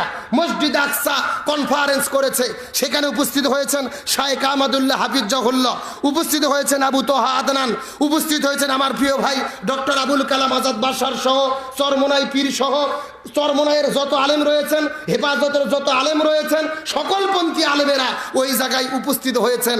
সকল আলেম যদি এক জায়গায় হয় মনে আনন্দ লাগে কি লাগে না? তবে আমাদের একটা দাবি হলো, ফিলিস্তিনের জন্য যেভাবে বাংলাদেশের আলেমেরা একদল হয়েছে, বাংলাদেশের সমস্যা সংকট নিরসনের জন্যও একদল হওয়া সময়ের দাবি। কথা বলেন না কেন? শুধু ফিলিস্তিনের জন্য একদল হলে হবে? আজকে বর্তমানে আমাদের দুর্দিন নেমে এসেছে, মুসলমানেরা বিপদে পড়েছে। এই বাংলাদেশের ইসলাম রক্ষা করতে গেলে এই বাংলাদেশেও আলেমদেরকে একদল হতে হবে। আমার মতের সঙ্গে কি আপনারা একমত? আজকে বাংলাদেশে মুসলমানদের অধপতনের একমাত্র কারণ আমরা নিজেরাই একদল হতে পারি নাই। এক দলের হুজুর জেলে যায় আর এক দলের হুজুর খুশি হয়। কথা কন না কে? মানে আমরাই তো নিজেরাই এক হতে পারি নাই, কার দোষ দেবেন?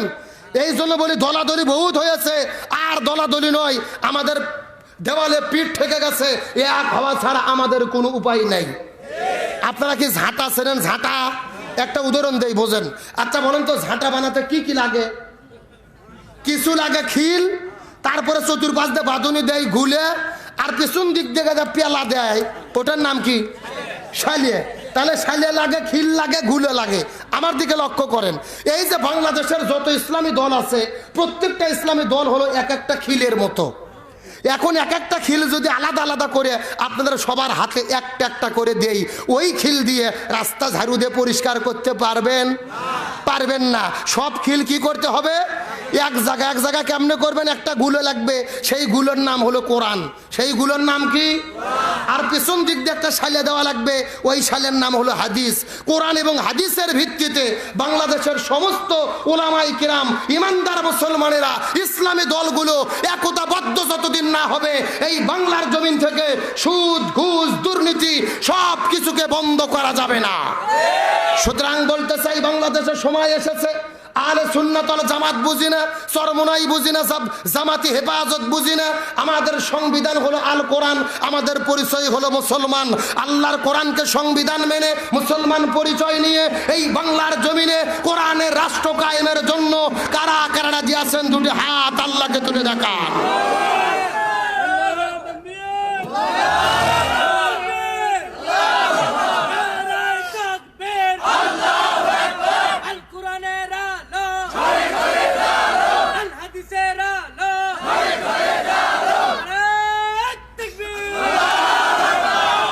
কবুল করুক, বলেন আমিন। আপনারা কি মন খারাপ করলেন? কষ্ট পাইলেন? তাহলে চিৎকার করে বলেন, আবু জেহেলরা কয়টা কাজ করবে? আরো ধরে বলেন। আমার প্রিয় বন্ধুগণ, মুসলমান ভাইরা, গভীর মনোযোগ। আলোচনা করতে করতে আমি যেই জায়গায় চলে যাই, আবারও মূল জায়গার মধ্যে ফিরে আসবো ইনশাআল্লাহ। আল্লাহ তাআলা বললেন, আবু জেহেলরা তিনটা কাজ করবে। প্রথম নম্বর কাজ হলো, যারাই কোরআনের হক কথা বলবে তাদেরকেই তারা জেলের মধ্যে বন্দী করবে। তার মানে বোঝা গেল, হক কথা বললে জেলে যাওয়ার দরকার আছে না নাই? এই জন্য ইমাম তাইমিয়া রহমতুল্লাহ আলাইহি বলেছেন, তোমরা যদি হক্কানি আলেম দেখতে চাও, হক্কানি আলেম কিন্তু সব জায়গার মধ্যে পাওয়া যাবে না। হক্কানি আলেম পাওয়া যাবে তিন জায়গার ভেতরে। জোরে বলেন, কয় জায়গা? আরো জোরে। হক্কানি আলেম পাওয়া যাবে তিন জায়গার ভেতরে। তার মধ্যে প্রথম নম্বর জায়গা হলো, তোমরা যদি হক্কানি আলেম দেখতে চাও, হক্কানি আলেম পাওয়া যাবে অন্ধকার কবরের ভেতরে। হক্কানি আলেমদেরকে জালেমের বাচ্চারা বেশি দিন জমিনের মধ্যে বাঁচতে দেয় না। এই জন্য যদি হক্কানি আলেম দেখতে চাও, তোমাদেরকে অন্ধকার কবরের মধ্যে খোঁজ করতে হবে। আর দুই নম্বরে, তোমরা যদি হক্কানি আলেম দেখতে চাও, দুই নম্বরে হক্কানি আলেম পাওয়া যাবে জালেমের জেলখানার ভেতরে। কথাগুলো সুন্দর করে মাথার মধ্যে ঢুকানোর চেষ্টা করবেন। আমরা হুজুররা যদি ওয়াজ করি, খাবার পরে মিষ্টি খাওয়া সুন্নাত, খাবার পরে মিষ্টি খাওয়া সুন্নাত, সবাই বলে সুবহানাল্লাহ সুবহানাল্লাহ, তার মানে আরো খাবার চাই। কথা কর না কা।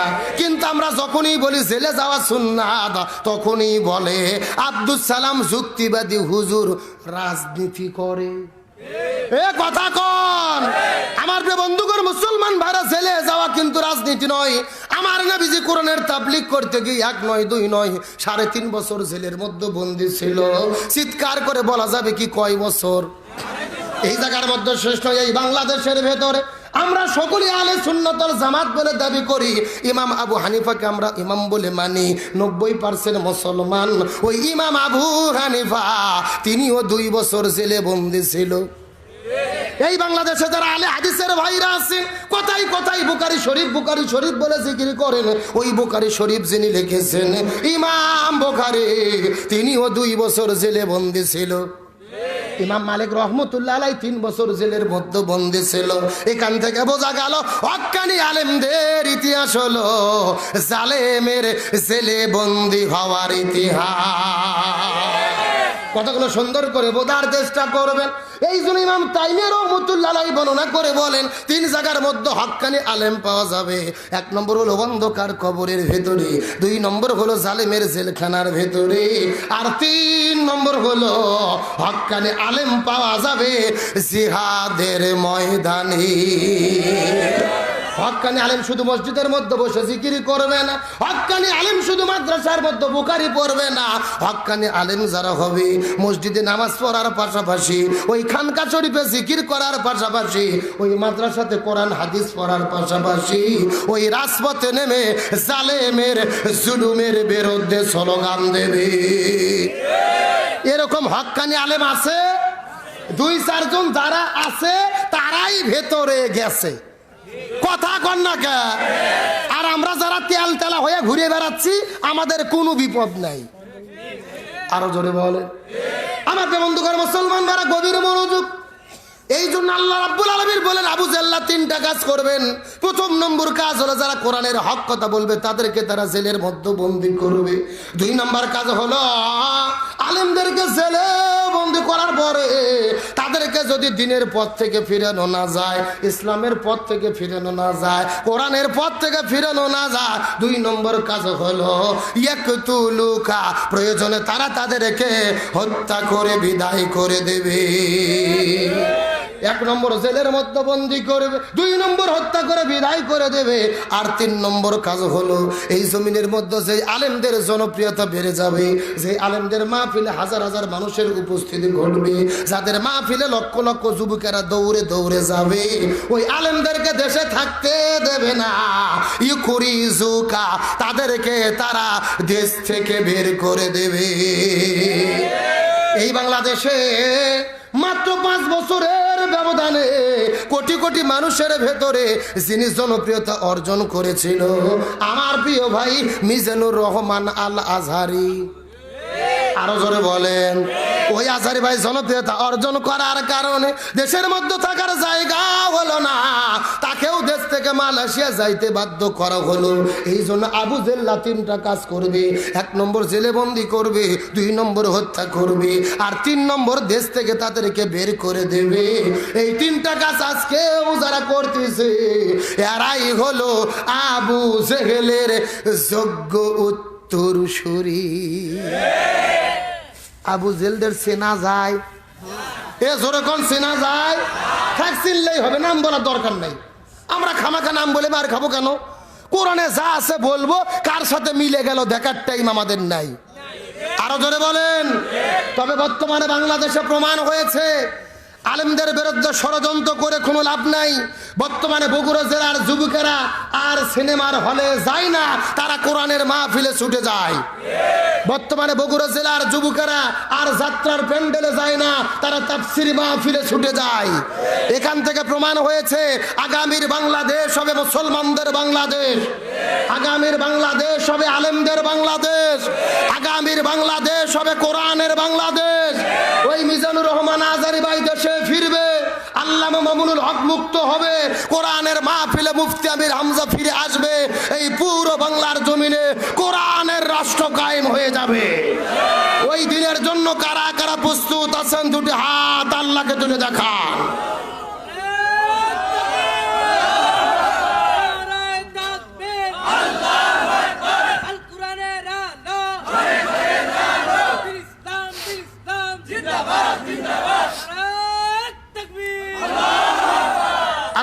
কবুল করুক, বলেন আমিন। আপনাদের কি কষ্ট হচ্ছে? মন খারাপ করতেছেন? আলোচনা কি চলবে? চলছে।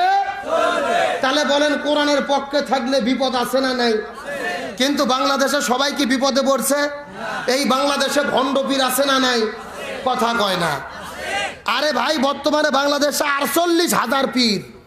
জোরে বলেন কয় হাজার? আরে 48,000 পীরের ভেতরে অধিকাংশ পীর হলো ভণ্ড পীর। আর যেই রকম পীর ওই রকম জিকির আছে না নাই? আমি কি দু একটা বলবো? জোরে বলেন বলবো। আল্লাহর ওলি খাজা বাবা, বিশ্বের ওলি খাজা বাবা, ফরিদপুরের কেবলা জাগান তোমার জন্য কান্দে বাবা, লক্ষ জাকের আউয়ান। কথা কন। দুই কান্তর দুই ফেরেশতা আছে না নাই? দুই ফেরেশতা কলম বার করে দাঁত দিয়ে কামড়াচ্ছে। তখন আল্লাহ বলতেছে, কে ফেরেশতা কলম কামড়াও কেন? ফেরেশতারা বলতেছে, আল্লাহ আমরা তো বুঝবের পাননি, লিখবো কি? এ কথা কাজ না কে রে? কোরআন হাদিসে হ্যাঁ কোথাকুতি কোনো জিকির আছে? এইরকম ভণ্ড আমাদের দেশের মধ্যে আছে না নাই? এই যে বাংলাদেশের মধ্যে একটা জেলা আছে, যেই জেলার নাম হলো কুষ্টিয়া জেলা। কি নাম বললাম? কথাগুলো সুন্দর করে বোঝার চেষ্টা করবেন। ওই কুষ্টিয়া জেলার ভেতরে একটা বাবা আছে, যে বাবার নাম হলো বাবা লালন শাহ। আছে না নাই? আমি গত 5 বছর আগে ওই লালন শাহর দরবারে গেছি একটু পরিভ্রমণ করার জন্য। ওই দরবারের মধ্যে যাওয়ার পরে লক্ষ্য করে দেখি একটা পাগলের মতো লোক বসে আছে, যার মাথার মধ্যে চট পরনের মধ্যে হলো জ্বর, আর শরীরে পাটার মতো গন্ধ, কাজ দিয়ে যাওয়া যায় না।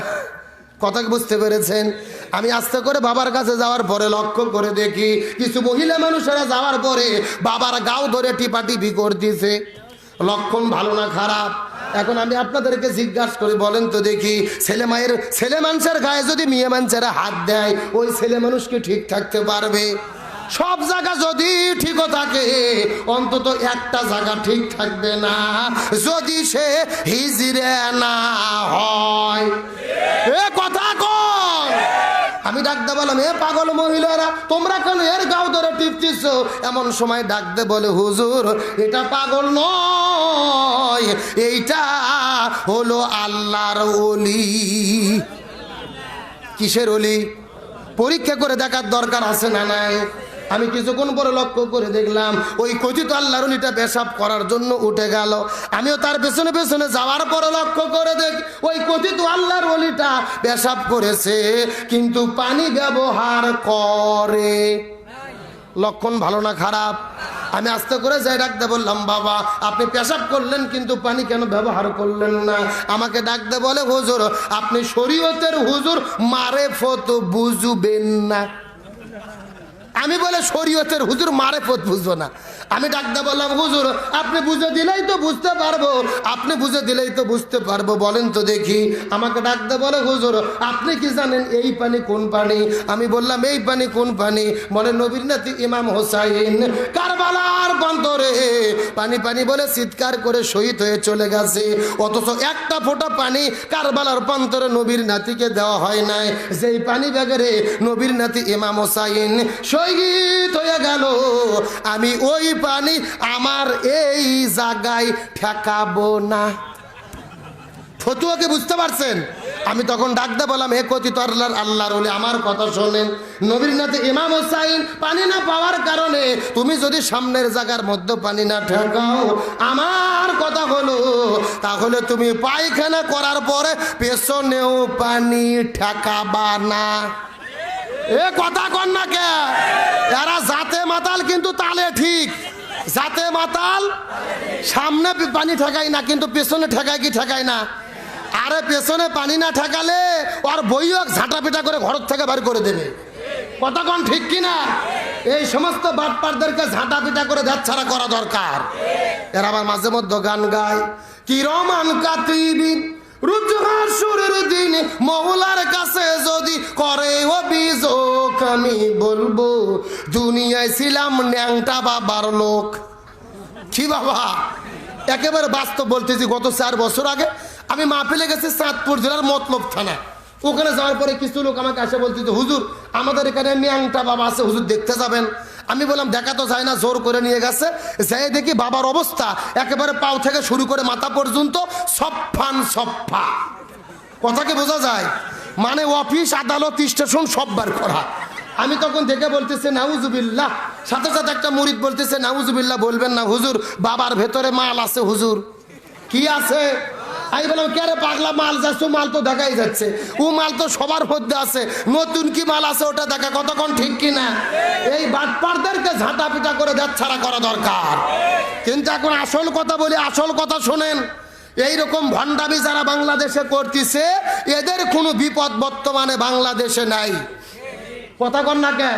কিন্তু যারাই কোরআনের হক কথা বলেছে, কোরআনের সত্য কথা বলেছে, ইসলামী আন্দোলন করেছে, তারাই 50 বছর তাফসীর করে 13 বছর ধরে বিনা চিকিৎসায় জেলখানায় বন্দি থেকে বিদায় নিয়েছে। তার মানে বোঝা গেল ভণ্ডামি করলে বিপদ হয় না, হক কথা বললে বিপদ। আলোচনা কি চলবে? কারা কারা চলবে হাত উঠান তো দেখে। লিল্লাহে তাকবীর। আজকের মাহফিল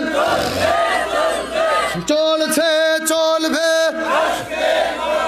বগুড়া জেলার মাহফিল, জামালপুরের মাহফিল কতক্ষণ চলবে? সারা রাত। এটা কি হুজুর মারা ওয়াজ নাকি? আমার বেলা সারা রাত নয়। আলোচনা যেহেতু শুরু করেছি, মিনিট 30 টাইম কি দেওয়া যাবে? জোরে বলেন দেওয়া যাবে? তবে আল্লাহর রহমতে ওটাউটি করার কোনো সুযোগ। তাহলে আপনারা কি বুঝলেন? হক কথা বললে বিপদ আছে না নাই? এই বাংলাদেশে হক কথা বললে যে বিপদ হয়, আমি তার বাস্তব প্রমাণ গতকালকে দেখেছি পাবনা জেলায়। অনেক ইন্টারনেট ইউটিউবের মধ্যে ভিডিওটি দেখেছেন, সোশ্যাল মিডিয়াতে প্রচার হয়ে গেছেন, ভাইরাল হয়ে গেছেন। গতকালকে আমার মাহফিল ছিল পাবনা জেলার সেই জহিরপুর কেন্দ্রীয় মসজিদের উদ্যোগে তাফসীর মাহফিল। আমি আলোচনা শুরু করেছি, আলোচনা করতে করতে মোটামুটি 30-40 মিনিট আলোচনা হয়ে গেছে। কথার প্রসঙ্গে আমি একটা বিষয় উত্থাপন করেছিলাম। আমার দেশের মাননীয় প্রধানমন্ত্রী সাম্প্রতিক 3 দিন আগে সিলেটে যাওয়ার পরে বাবা শাহজালালের মাজারে জিয়ারত করে বক্তব্য দিতে গিয়ে তিনি বলেছেন, এই নৌকা কোনো সাধারণ নৌকা নয়, এই নৌকা হলো নূহ নবীর নৌকা। শুনছেন না বক্তব্য? শুনছেন না? আমি এই বিষয়ে একটু বক্তব্য দিতে গিয়েছি, সঙ্গে সঙ্গে কারেন্টের তার কেটে দিয়েছে। কিসের তার? কারেন্টের তার কেটে দিয়ে বিদ্যুৎ বিচ্ছিন্ন। হাজার হাজার মানুষ এসেছে গতকালকে, শত শত মানুষ প্যান্ডেল ভরে রাস্তায় দাঁড়িয়ে আছে, কোরআনের আলোচনা শুনতে দেবে না। কারেন্টের লাইন কেটে দিল, বিদ্যুৎ বিচ্ছিন্ন। অন্ধকারের ভেতরে হাজার হাজার জনগণ, তাও আমাকে ছাড়ে না, মোবাইলের আলো দিয়ে অন্ধকারের ভেতরে আমরা প্রায় আরো 1 ঘন্টা আলোচনা করেছি। বলেন আল্লাহু আকবার। গতকালকে পাবনার শ্রোতারা প্রমাণ করেছে ইমানের পরীক্ষা কাকে বলে। হাজার হাজার শ্রোতা অন্ধকারের মধ্যে আলোচনা শুনেছে। আপনারা ভিডিওটি ইউটিউবের মধ্যে পাবেন। আমার কি অপরাধ ছিল? কোনো অপরাধ নয়। কোরআনের হক কথা বলেছি। তাদের উদ্দেশ্যে বলতে চাই, ক্ষমতা চিরকাল থাকে না। হাজার হাজার মানুষ কোরআন শুনতে এসেছিল, কোরআনের মাহফিলে যারা বাধা দিয়ে কারেন্টের লাইন কেটে দিয়েছে, আল্লাহর কোরআন বলেন ওয়াকালাল্লাযীনা কাফারু লা তাসমাউ লিহাযাল কোরআন, যারা কোরআনের মাহফিলে বিঘ্নতা ঘটায়, কোরআনের মাহফিলে কোরআন শুনতে বাধা দেয়, এরা হলো আবু জেহেলের বংশধর। কার বক্তব্য? আরো জোরে বলেন। আর আল্লাহর কোরআন বলেছেন উতুল্লিম বাদা যালিকা জানিম, নিঃসন্দেহে আলেমদের সঙ্গে যারা বেয়াদবি করে এরা হলো পিতৃ পরিচয়হীন অবৈধ জারদ সন্তান। চিৎকার করে বলেন ফতুয়া কার? সুতরাং গতকালকে যারা কারেন্টের তার কেটে দিয়েছে, কারেন্টের লাইন কেটে দিয়েছে, আমরা শপথ নিয়েছি আমাদের সবাইকে হাসরের ময়দানে উঠতে হবে। আমরা হাজারো মানুষ যারা কোরআন শুনতে পারলাম না, এই কোরআন হাতে নিয়ে আমরা তাদের বিরুদ্ধে মামলা করব।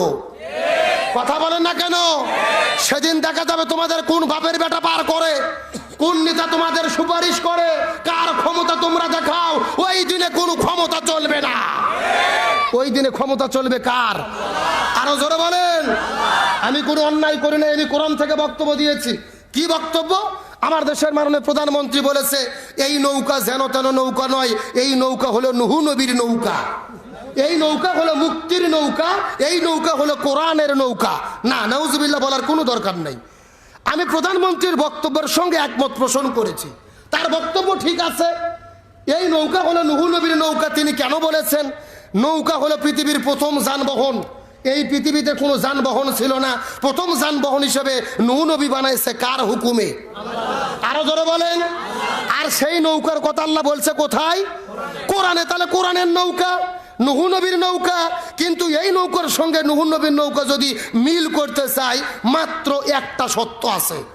জোরে বলেন কয়টা শর্ত? এখন ওই শর্তটা কি আমাদের কোরআন থেকে জানার দরকার আছে না নাই? আমি এটাই গতকাল বলতে গিয়েছি, বলতে দেয় নাই। আমি আজকে আপনাদের বলতে চাই, 2 মিনিটে রাগ করবেন, মন খারাপ করবেন? আমার দিকে লক্ষ্য করেন, সরাসরি কোরআনের বক্তব্য। হযরত নূহ আলাইহিস সালাম 1 নয় 2 নয় 950 বছর দিনের দাওয়াতি কাজ করছে। জোরে বলেন কয় বছর? 950 বছর দিনের দাওয়াতি কাজ করার পরে ঈমান গ্রহণ করছে মাত্র 80 জন, কোন বর্ণনায় 70 জন। হযরত নূহ আলাইহিস সালাম ঈমানের দাওয়াত দেয়, আর কেউ গ্রহণ করে না। এমনকি কাফেরেরা নূহ নবীকে ধরে পিটায়, অত্যাচার করে, নির্যাতন করে, তাকে মারতে মারতে তার পেটের ওপরে পাথর চাপা দেয়। নূহ নবী সহ্য করতে পারে না, আল্লাহকে বলতেছে, আল্লাহ আর কি কেউ ঈমান গ্রহণ করবে? আল্লাহ বলে না। তখন নূহ নবী বলতেছে, আল্লাহ আমি তাহলে দোয়া করি এই জাতিকে আপনি ধ্বংস করে দেন। এখন এখান থেকে ফতুয়া হলো, স্বয়ং নূহ নবী জালেমদের হেদায়েতের দোয়া করে, যখন হেদায়েত হয়নি তখন ধ্বংস হওয়ার জন্য দোয়া করেছে, আযাবের দোয়া করেছে।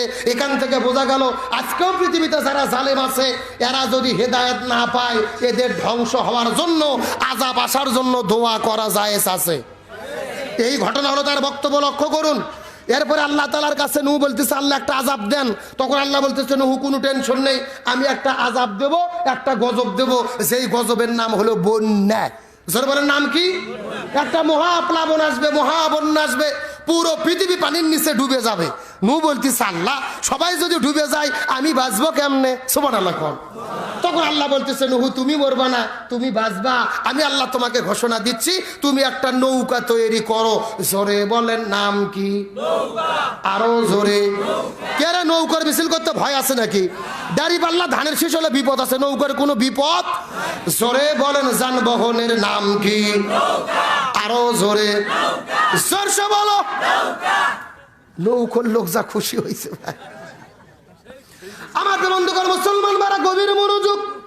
কোরআনের মধ্য থেকে আমি আপনাদেরকে একটা মেসেজ দেওয়ার জন্য আলোচনা টোটালাম, ভালো করে লক্ষ্য করেন।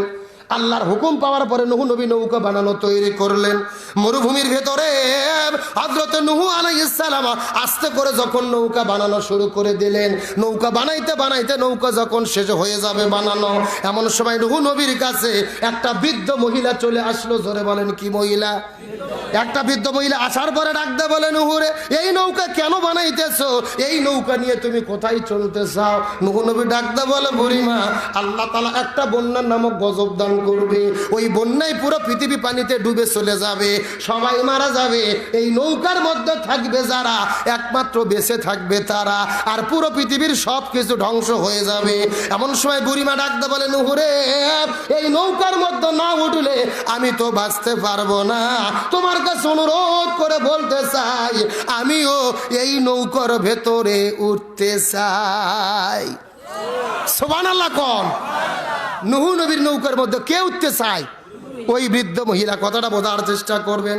নূহ নবী ডাকতে বলে, বুড়িমা, এই নৌকার মধ্যে যদি তুমি উঠতে চাও, উঠতে চাইলেই তো ওঠা যাবে না, এই নৌকার মধ্যে তো সবাই উঠতে পারবে না, এই নৌকার ভেতরে উঠতে পারবে তারা, একমাত্র খাঁটি ঈমানদার হবে যারা। নৌকার মধ্যে উঠতে পারবে তারা, খাঁটি ঈমানদার হবে। তার মানে বোঝা গেল বেঈমানের জায়গা নৌকার ভেতরে হবে। কিন্তু বর্তমানে বাংলাদেশের নৌকার মধ্যে 2-4 জন বেঈমান আছে না নাই? এই যে ইনু মেনন, টাকলা মুরাদ, লতিফ সিদ্দিকী, যারা যারা ইসলাম বিদ্বেষী বাম দল করে, যারা সেকুলার দল করে, যারা নাস্তিক মুরতাদ বেঈমান, তারা নৌকার মধ্যে আছে না নাই? কালকের আগের দিন মাননীয় প্রধানমন্ত্রী বলতেছে কুষ্টিয়ার জেলা নেতাদের বক্তব্য দিতে গিয়ে যে ইনু ভাইও কিন্তু নৌকাতে উঠেছে, দেখেন দোলা খাইয়া যেন পড়ে না যায়। শুনছেন না আপনারা? তাহলে আমার কথা হলো, আমাদের নৌকা যদি নূহ নবীর নৌকার সঙ্গে মিল করতে হয়, এই 2-4টে নাস্তিক মুরতাদ বেঈমান যারা আছে, এদেরকে সর্বপ্রথম নৌকার ভেতর থেকে গলা ধাক্কা দিয়ে বের করে দিতে হবে। আরো জোরে বলেন। একেবারে ইমানদার বেঈমান মুনাফিক মুসলমান মিলে মিশে একাকার। আর ওই নৌকা যাবে নূহ নবীর সঙ্গে জান্নাতে, অতই সোজা। প্রথম শর্ত, নৌকা তুলতে গেলে কি লাগবে? আরো জোরে বলেন। তার মানে বোঝা গেল বেঈমানের জায়গা নৌকার মধ্যে দিয়ে ওই নৌকাকে নূহ নবীর সঙ্গে মিল করা যাবে। আজকে একটা চমৎকার বক্তব্য দেখলাম, একজন বক্তব্য দিচ্ছে যে নূহ নবীর নৌকার সঙ্গে আমাদের নৌকা যদি মিল হয় কোনো আপত্তি নাই, তাহলে নূহ নবীর মতো আমাদের এলাকার শাসকদেরও ব্যবহার হতে হবে। কথা কন না কে? আবু জেল ফিরাউন নমরুদের মতো ব্যবহার হওয়া যাবে? সুতরাং আমরা বলতে চাই নৌকাকে নূহ নবীর নৌকার সঙ্গে মিল করতে আপত্তি নাই, কোনো বেঈমানের জায়গা নৌকার মধ্যে দিলে এটা যদি নূহ নবীর সঙ্গে তুলনা করা হয় হাসি ঠাট্টা তামাশা ছাড়া আর কিছু নয়। আর এগুলো কেন করা হচ্ছে? 2-4টা ভোট পাওয়ার ধান্দা। যেরকম কিসের ধান্দা? আমরা যখন কোরআনের হক কথা বলি আমাদেরকে বলে ধর্ম ব্যবসায়ী। তা আমার বক্তব্য হলো নূহ নবীর নৌকার সঙ্গে নিজেদেরটা মিল করা, এটা কি ধর্ম ব্যবসা না? এ কথা কন না কে? এই জন্য জাতিকে সচেতন হতে হবে, সাবধান হতে হবে। আপনারা কি কষ্ট পাইলেন? আলোচনা কি চলবে? তাহলে বলেন আলেমদের সম্মান কারু কাছে থাকুক আর না থাকুক, আছে কার কাছে? আরো জোরে বলেন। আমার বন্ধুগণ মুসলমান ভাইরা গভীর মনোযোগ বোঝার চেষ্টা করবেন। আমি আর আপনাদেরকে বেশি কোনো কষ্ট দেব না, ছোট্ট করে একটা মেসেজ দিয়ে আপনাদের মধ্য থেকে বিদায় নিয়ে চলে যাওয়ার চেষ্টা করব। এই ভারত উপমহাদেশের ভেতরে একজন জগৎ বিখ্যাত আল্লাহর ওলি ছিলেন, তার নাম হলো আল্লামা খাজা কুতুবউদ্দিন আলবেক আল কাকি রহমতুল্লাহ আলাইহি। খাজা কুতুবউদ্দিন আলবেক আল কাকি রহমতুল্লাহ আলাইহি যেদিন পৃথিবী থেকে বিদায় নিয়ে চলে যাবেন, তার মৃত্যুর পূর্বে সমস্ত ছাত্রদেরকে ডাকতে বলে, ছাত্ররা আমি পৃথিবী থেকে বিদায় নিয়ে চলে যাব, কিন্তু আমার মৃত্যুর পরে জানাজার নামাজ পড়ার কোনো দরকার নেই। আমার মৃত্যুর পরে তোমরা বিনা জানাজায় আমার লাশটাকে দাফন করে দেবে। আমার বন্ধুগণ মুসলমান ভাইরা গভীর মনোযোগ। এই কথা বলার পরে সমস্ত ছাত্র ডাকতে বলে, হুজুর এটা আপনি কেমন কথা বললেন? আপনি এটা কেমন কথা বললেন? আপনি তো ভারত উপমহাদেশের মধ্য জগৎ বিখ্যাত আল্লাহর ওলি, অথচ আপনি বিদায় নিয়ে চলে যাবে। আপনার মৃত্যুর পরে আমরা কেন জানাজার নামাজটা পড়তে পারবো না জানতে চাই। খাজা ডাকতে বলে, পৃথিবীর মানুষেরা রে, আমার মৃত্যুর পরে যদি তোমরা জানাজা পড়তে যাও, আমার মৃত্যুর পরে যেই লোকটা জানাজার নামাজের ভেতরে ইমামতিত্ব করবে তার মধ্যে কমপক্ষে 4টে গুণ থাকা লাগবে, তার মধ্যে কমপক্ষে 4টে শর্ত থাকা লাগবে। এই 4টে গুণওয়ালা মানুষ যদি আমার জানাজার পরে পাওয়া যায়, ওই লোকটা আমার জানাজার নামাজের ইমামতিত্ব করবে। আর এমন লোক যদি খুঁজে না পাওয়া যায়, তাহলে জানাজা দরকার নাই, বিনা জানাজায় আমার লাশটাকে তোমরা দাফন করে দিবি। আমাকে বন্ধুগণ মুসলমান ভাইরা গভীর মনোযোগ। এই কথা বলার পরে সমস্ত ছাত্ররা কান্না করতে করতে বলে, হুজুর আপনার মৃত্যুর পরে জানাজার নামাজ পড়তে গেলে কি কি 4টে শর্ত লাগবে বলেন তো দেখি। খাজা ডাকতে বলে, ছাত্ররা রে, এই 4টে গুণের মধ্যে প্রথম নম্বর গুণ হলো আমার মৃত্যুর পরে যেই লোকটা আমার জানাজার ভেতরে ইমামতিত্ব করবে, তার মধ্যে প্রথম নম্বর যেই গুণটা লাগবে, যেই লোকটা 40 বছর ধরে তাকবীরে উলার সঙ্গে জামাতে নামাজ আদায় করে। চিৎকার করে বলেন তো দেখি কয় বছর? আরো যদি বলেন। যেই লোকটা 40 বছর ধরে তাকবীরে উলার সঙ্গে জামাতে নামাজ আদায় করে, আমার মৃত্যুর পরে যেই লোকটা জানাজার নামাজের ইমামতিত্ব করবে, তার মধ্যে 2 নম্বর যেই গুণটা থাকা লাগবে, শুধু 40 বছর ধরে ফজরের নামাজ পড়লে হবে না, যেই লোকটা 40 বছর ধরে আপনার গভীর রাতে ঘুম থেকে উঠে উঠে উঠে উঠে ওই তাহাজ্জুদের নামাজটাও পড়তে ভুল করে না। 1 নম্বর 40 বছর ধরে জামাতে নামাজ আদায় করে, 2 নম্বর 40 বছর ধরে তাহাজ্জুদটা পড়তে ভুল করে নাই। আর 3 নম্বর আমল হলো যেই ব্যক্তি যুবক হওয়ার পরে জীবনে কোনোদিন কোনো মহিলার দিকে ইচ্ছা করে তাকায় নাই, যদি নজরটা চলে গেছে সঙ্গে সঙ্গে আবার নজরটা ফিরায় নিয়ে এসেছে। আর 4 নম্বর গুণ হলো, আমি আপনাদেরকে জিজ্ঞাসা করি বলেন তো আসরের ফরজ নামাজ কয় রাকাত? আরো জোরে বলেন। এই 4 রাকাতের আগে সুন্নাত আছে কয় রাকাত? 4 রাকাত সুন্নাত আছে। এটা আমরা পড়া তো দূরের কথা, অনেকে জানেই না। কথা কর না গে। খাজা ডাকতে বলে, আমার মৃত্যুর পরে যেই লোকটা জানাজার নামাজ পড়াবে তার মধ্যে 4 নম্বর যেই গুণটা থাকবে, যেই ব্যক্তি 40 বছর ধরে আসরের 4 রাকাত ফরজের আগে 4 রাকাত সুন্নাতটাও পড়তে ভুল করে না। এই 4টা গুণের যদি মানুষ পাওয়া যায় তাহলে আমার মৃত্যুর পরে জানাজার ভেতরে ওই লোকটা ইমামতিত্ব করতে পারবে। আর 4টা গুণের যদি লোক পাওয়া না যায় তাহলে আমার জানাজা পড়ার কোনো দরকার নাই, বিনা জানাজায় তোমরা আমার লাশটাকে দাফন করে দেবে। এই খাজা মৃত্যুবরণ করার পরে 4টা গুণের লোক পাওয়া যায় কি না যায়, আর জানাজা হয় কি না হয়, আলোচনাটা যদি আর মিনিট 20 লাগে কষ্ট হবে, রাগ করবেন? তাহলে চিৎকার করে বলে তো দেখি জানাজার জন্য শর্ত আছে কয়টা? সাউন্ড নাই। এ আপনাদের কি কষ্ট হচ্ছে নাকি? এই যে আমি বসে আছি মাঝখান দিয়ে সোজা ভাঁজ দেওয়া আছে, ডান দিকে 1 ভাগ, বাম দিকে 1 ভাগ। আপনারা মুখ বন্ধ করেন, আপনারা ডাক দিয়ে বলেন তো দেখি খাজার জানাজার জন্য শর্ত আছে কয়টা? আরো জোরে। আপনারা মুখ বন্ধ করেন, আপনারা বলেন তো দেখি খাজার জানাজার জন্য শর্ত আছে কয়টা? ওরে বাবা, কেন ভাগ করে যেন সাউন্ড বাড়তিছে? তার মানে আপনারা আলসেমি করতেছেন না? আমার বন্ধুগণ মুসলমান মানে গভীর মনোযোগ। আর আমি আপনাদেরকে বেশি কোনো কষ্ট দেব না।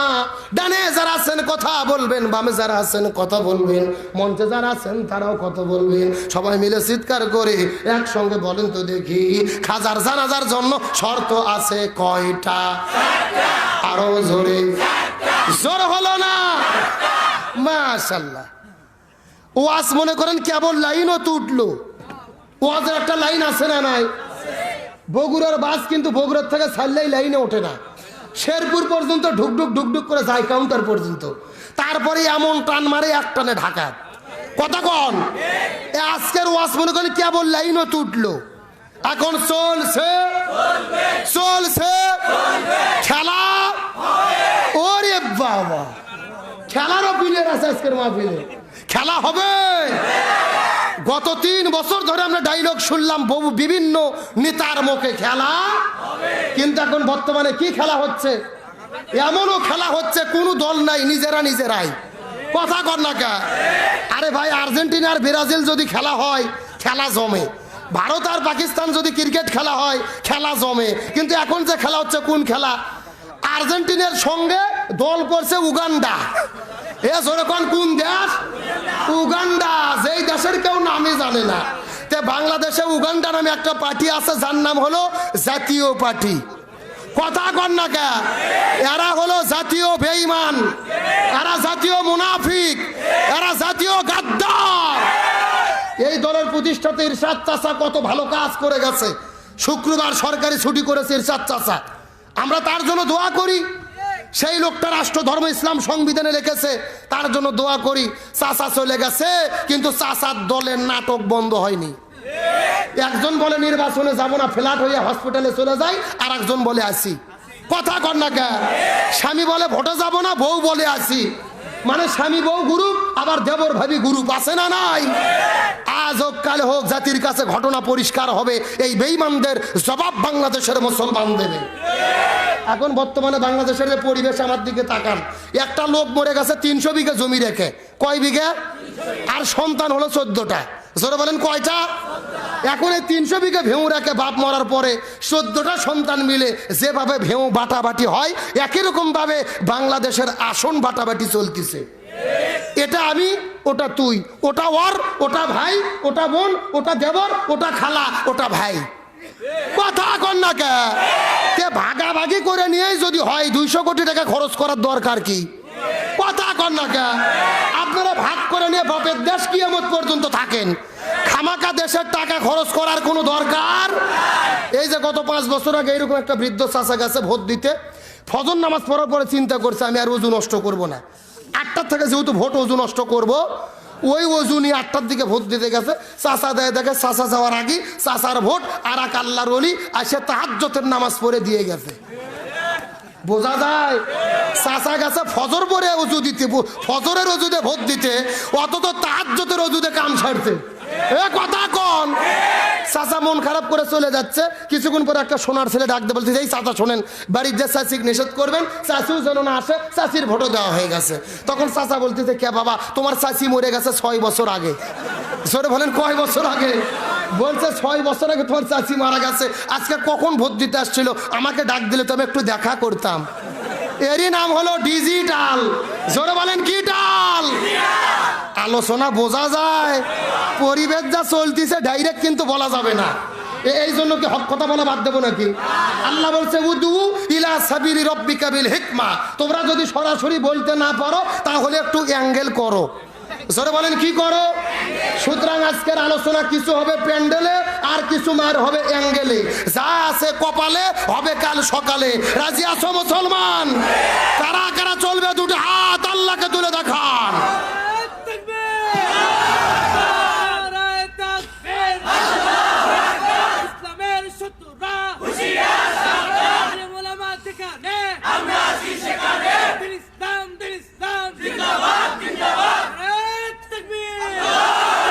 আল্লাহ কবুল করুক, বলেন আমিন। আপনাদের মন খারাপ হয়? আরে ভাই, নিজেরা কি খেলা হয়? গতকাল দেখলাম একটা আশ্চর্য ঘটনা। সরকার দলীয় এক নেতা বক্তব্য দিতে যে বলতেছে যে পাগলের মার্কা হলো নৌকা, আর আওয়ামী লীগের মার্কা হলো ইগল। নেতার বক্তব্য, নেতা বলতেছে পাগলের মার্কা নৌকা, আওয়ামী লীগের মার্কা ইগল। মানে বলতে গেছে সিধেটা, হয়ে গেছে উল্টোটা। তার কারণ বক্তব্য দেবে কাকে রে ভাই? বিএনপিও নেই, জামাতও নাই। মাঠে থাকলে ওদের বিরুদ্ধে বলতো। এখন নিজেরা দুই ভাগ, স্বতন্ত্র। গতকালকে শরীয়তপুরে একজন মারা গেছে, দেখছেন না? আমার দিকে লক্ষ্য করেন, খুব ভালো করে বুঝবেন। আপনাদের এই গ্রামের, মনে করেন এই যে আপনাদের এই যে মসজিদের সম্মানিত খতিব খেলা ছাড়ছে, একটা ফুটবল খেলা। জোরে বলেন, কি খেলা? গরু দিয়ে। জোরে বলেন, কি দিয়ে? গরু দিয়ে ফুটবল খেলা হচ্ছে। একটা হলো 9 মাইল টিম, আর একটা হলো মাজিরের টিম।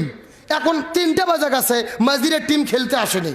তখন 9 মাইলের গ্রুপ চিন্তা করতেছে, গরুতে যেহেতু খেলা বন্ধ করে লাভ কি, মাজিরের টিম আসার দরকার নাই, আমরা 9 মাইলের টিমই 2 ভাগ হয়ে যাই।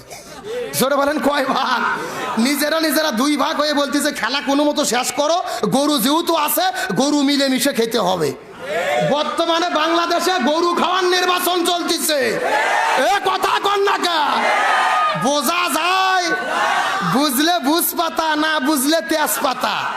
অর্ধেক বললে বুদ্ধিমান বোঝে, পুরো বুঝলে গাধাও।